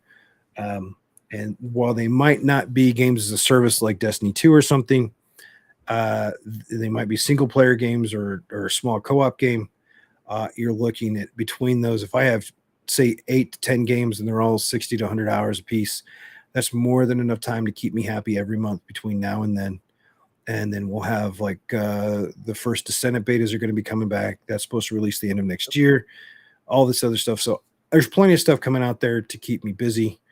So I'm pretty excited. So yeah, because your kids will probably be busy playing Pokemon when that comes out this month too. Oh, I already pre-ordered it. Yeah, pretty good.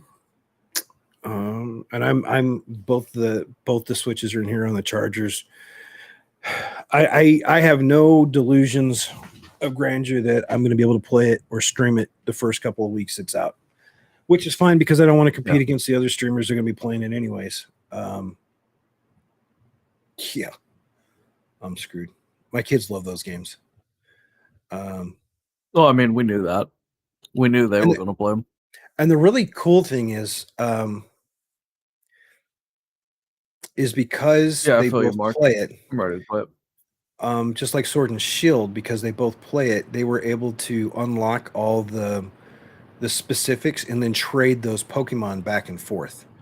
Yeah. So they both have all that. So they'll be able to do the same thing with the new one. I'm looking forward to what the first Descendant has. Staying in the Discord, seeing the forums, seeing the news releases, the press stuff, and everything else. I think they're really taking the feedback from the game. I think we're going to see some really good performance stuff. I think we're going to see an increased world size.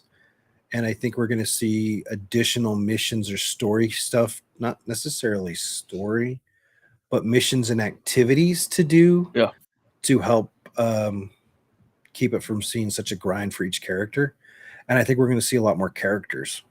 So we have the base 9, we have ultimate versions of all base 9, and I know that there's 3 additional character classes that they just didn't release for this beta. So there's 12 that I believe have been confirmed. So that's between them and the ultimate versions, that's 24 to unlock. That is a massive amount of runes to go after and craft and level up, which will take time. And the rune crafting in this one, while it was expensive, was nowhere near as bad as Lost Ark at all. We don't talk about Lost Ark anymore. Yeah. So I'm pretty happy. Does that mean that I'm done with Destiny 2? No. I've got too much time and enjoyment invested into that game, but it means that I'm not doing Destiny 2 more than maybe a couple times a month. There's absolutely, with what they've done to the game, I guarantee if they bring out Lightfall and Lightfall is coded really, really well and the bugs aren't there, I guarantee everybody is going to digest the content and the changes from that game within 1 to maybe 4 weeks for the diehard players. And then people are like, that's your fault for digesting that fast. No, that's Bungie's fault for making it so freaking easy. You know, Geek, I was just looking for the January release for games and everything. Mm-hmm. And so I don't know how I'm gonna play all this stuff. Which one's on your list? So Fire Emblem Engage comes out January 20th, right? Yes. Hogwarts Legacy comes out February 10th. My birthday. Followed by Octopath Traveler 2 coming out February 24th.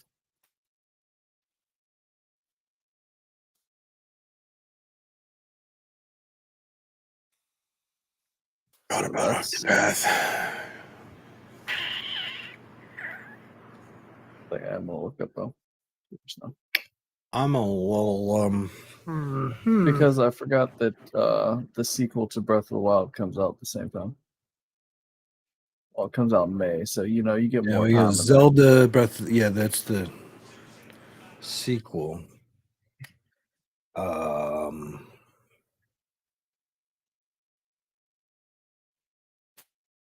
Oh, the best part about this site that I'm looking at. So they say Baldur's Gate 3, right? Full release. And it says PC, Stadia. Yeah, that hasn't been updated. Does it have a release date? It just says 2023. Yeah, I was going to say they haven't. My understanding that's not going to be till. Not really. This is not really. It's probably not been updated in a while. No, it says it was updated 10 days ago, but Stadia won't exist when that game comes out. Stadia is gone in December. Yeah. So you got Harvestella. It's got mixed reviews. I am getting the Atari 50th anniversary on Steam. Okay. I'm looking forward to that. I will stream that on Twitch for a fact.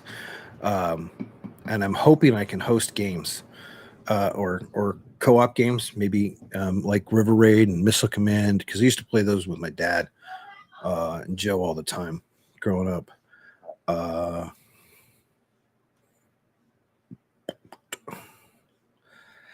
watched someone play Signals, was not impressed. It's an okay game. I'm not getting Sackboy for PC. Victoria 3, yeah, no interest. I watched some gameplay on that one. Nope. Gotham Knights, nope, I'm done. Unless it goes on sale for like $30, I'm not buying it. So when you say Atari, which one are you getting? I am getting the Vault, the Mania, or the 50, the anniversary celebration? The 50th anniversary celebration. And I believe that comes out on on November 11th. Yep. So that'll fill my time. There's like 100 games in it, so pretty okay with that one.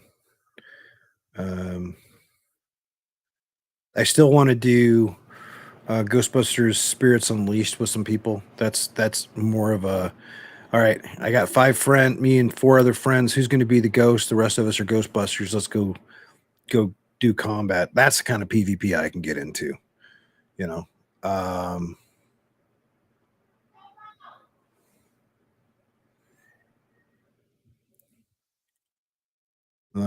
Sonic Frontiers is one the kids are still looking forward to, November 8th. Ragnarok's on the 9th. I'm not doing Goat Simulator, dude. Thought you wouldn't play Goat Simulator. That was your thing. No.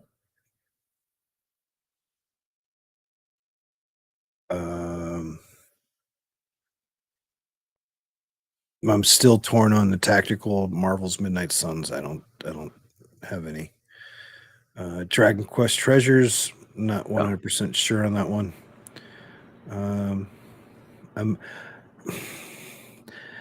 I kind of want to get Crisis Core Final Fantasy VII Reunion, but I don't because I played the original. You know what I mean? Yeah. We got One Piece Odyssey in January as well on the 13th that I could use to hold me over if I run out of game time between Ragnarok and. The problem is I won't beat that thing in 7 days before Fire Emblem comes out. One Piece Odyssey. Yeah, he said it was. Yeah, it's January.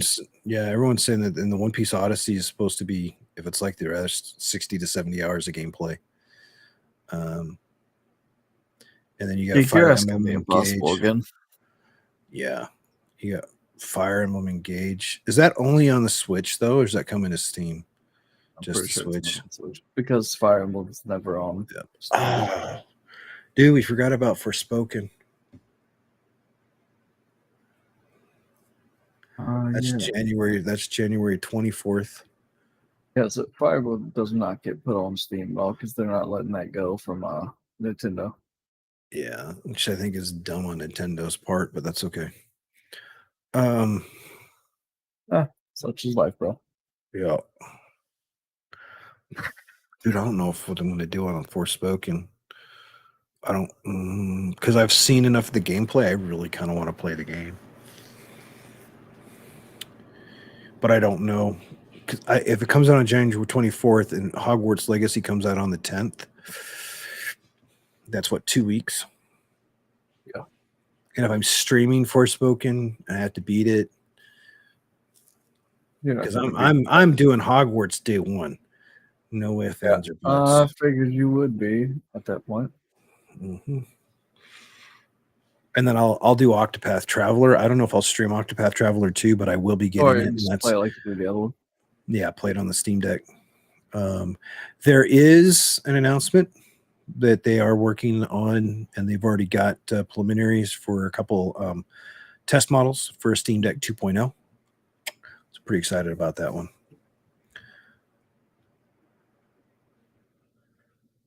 But yeah. I won't worry about anything until after February after that. Because the last one is Lightfall on the 28th of February. If you would ask me a couple months ago, I'd be like, oh, yeah. Now I'm like, okay. So you're going to do Fire Emblem? And are you going to do Hogwarts, or are you going to wait? I might wait to see what I think about it first before I just jump straight into it. Okay.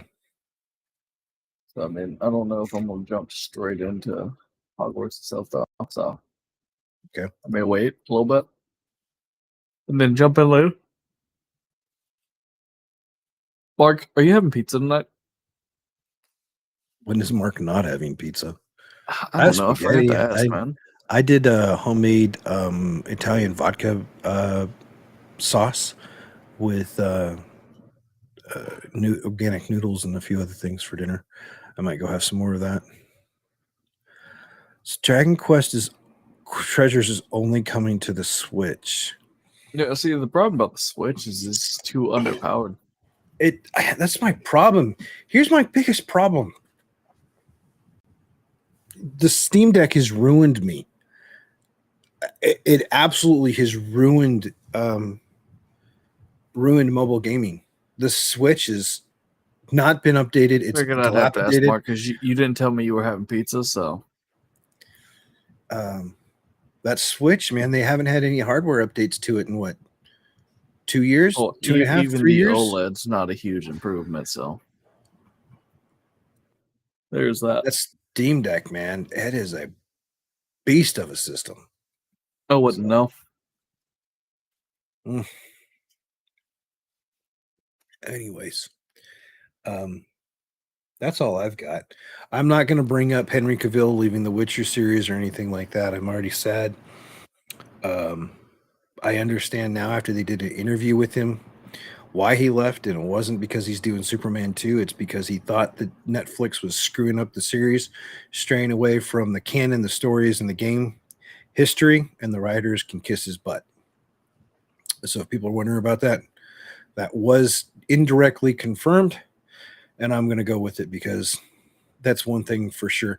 And one thing I know, like one of the reasons that he's really excited to do Superman again, another Superman movie, is with James Gunn in there leading the way. He already came out and said, yeah, like Snyderverse. I'm not a big person on Snyderverse. It's all right. The darker stuff, but the fact he says, we are picking the canon, we are sticking to it, and we're not going political. So I'm looking forward to that one. But I don't envy Gunn right now. He's got a lot of house cleaning to do and stuff to get the series back on track. But I think he'll do a lot better job than Marvel will do over the next 5 years. So are you streaming tonight, Jay, or tomorrow, or anything this weekend? Oh, yeah. There's a few things that I need to get done, so okay. It kind of depends on that first. Let's see what I actually gonna have planned. Okay. I might do so later. I'm really kind of tired. Don't want to sleep. I'm going to get up in the morning. Got to go do a Costco thing. We did find out that my sister-in-law's visa was approved for the next 10 years to travel from Japan to here, so they will be here for Christmas. So I did some work in the guest bathroom, which was fun. It looks like it sounds like it was fun. My wife's like, you're in there more often now. I says, well, I'll tell you what, a brand new bidet in that bathroom is way nicer than the one in my master bathroom. I might have to get a new bidet for the master bathroom. TMI, but if you guys haven't never used a bidet, it's a godsend. But we got all the bathrooms done. I've got some work to do in the kitchen. I need to get the ice maker on the freezer fixed. So if I can't get it ordered, I have to get something tracked down. You're not going to fix it with a hammer. Can we get this one? No, not right now. Tomorrow? Right on cue. We'd have to show up. Could I buy a $2 game that I'm going to get bored with? With her, we just tell her no. The reality is any game that she finds she's bored with it in 30 minutes or less, just not happening. Yeah, I understand. But we're going to do some stuff in the kitchen. I got to get the ice maker fixed and the kitchen's done. And then if it dries out some, we have like 3 inches of water in the backyard. Yeah, I remember. That's do a what we little were talking about cleanup. them. And my kid brother's going to come over Tuesday next week. And we're going to do a dump run, get some more stuff out of the garage. And I got to put a dog run up. I have a harness here for the husky since she likes to slip out of her collar. I'm just going to have to put her in the backyard on a dog run. Netflix, if it wasn't for the fact that the Netflix on VPN to Japan, because my family over there uses it and they have some amazing shows, thank God for subtitles, I would have canceled it. But we're seriously looking at just when they're here figuring out which ones to cancel because I canceled mine a while back, honestly. We can download it. I'm playing with the PFSense router. I've got one. There's a way for me to do file shares so we can set up like a Bear or something like that for media sharing. So if they want to watch something, I can use that to go out and grab the media. They can watch it and then it removes it. So it's like a mobile streaming kind of thing. They just log into my system instead of Netflix. but we looked at how much that was. We also did a crazy evaluation how much money we were averaging eating out as a family, and we made the decision between now and the time the family gets here from Japan, we are not eating out anymore unless it's like Costco hot dogs or something, because we spend way too much eating out. If you ever want to know where your money's going, go to your bank account, go look at the transactions on the card, and look how much money you're spending on eating out. It's ridiculously stupid. And then the second most one is streaming services or little tidbits here and there. It all adds up super duper fast. So we knocked that all out. But so I don't know. Might stream tomorrow night then. I will definitely be doing some DaVinci Resolve stuff on Sunday though. And then be ready for God of War. Once God of War hits, I'm all in. Yeah, it just really depends for me. Like, doesn't want to get going on and everything, and I'll know from there. Yeah. So, anyways, that's all I've got for tonight. You got anything else, Jay? No, I think we pretty much covered everything we want to. I think we'll kind of work with that name thing that they came up with earlier. Take a look at that and everything, and might put up a poll maybe between the two. Yeah. See what we can come We've up with. got a few names to work with now. We can put it out there and see what people like. So I think that'll be fine. Yeah, because I mean, it'd be nice to have an actual name. It'd be really nice. Yeah, I think it would. Because then I can use the DaVinci Resolve stuff and everything that I'm going through, as well as I've been doing some Affinity design training, not photo but design for logo work and thumbnail stuff. So I could maybe try to use that as some of the learning mechanisms that I've been using. So yeah, definitely. Yeah. But yeah, so very cool. If anybody needs to get a hold of Jay, he is Unforsaken Jay at pretty much everywhere you go. I'm GMD Geek everywhere. Contrary to the world melting down on Twitter, we're still on Twitter. We're still on Twitch. We're still on YouTube. We're still just about everywhere you go. I will be talking about maybe on Wednesday's stream, maybe do it on Friday. I have to talk to Jay about it because it does get a little bit charged. I do believe, and a lot of the other agencies do believe, that you will see TikTok heavily regulated or banned by this time next year in the United States and Canada and probably parts of the UK, just as an FYI. So if you're trying to build yourself up on TikTok, be glad that I guess Musk is bringing back Vine. Don't know. Guarantee you probably won't pay out like TikTok, but anyways, that's all I've got. I'll let Jay close us out tonight. Well, it's been a great night. If y'all do have anything y'all would like us to look over, if anything you want us to check into, take a look at, play, give you a review on, anything like that, you can hop in the Discord. I don't have the link right offhand, so stand by a second. I do that. So if y'all have got anything, just put it in the Discord there. There's a section that we have for the podcast anyway. So if you got anything, you can just drop there. We'll definitely take a look at it throughout the week.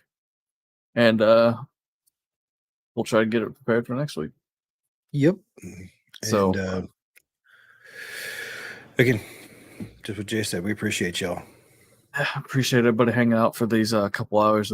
We were ranting and raving. Not like I did in the videos, but okay. We didn't get that ranty and raving. Well, you didn't tonight anyway. I curbed my enthusiasm. Yeah, I could tell. Like you were feeling it. You even turned a little bit redder. You starting to match the.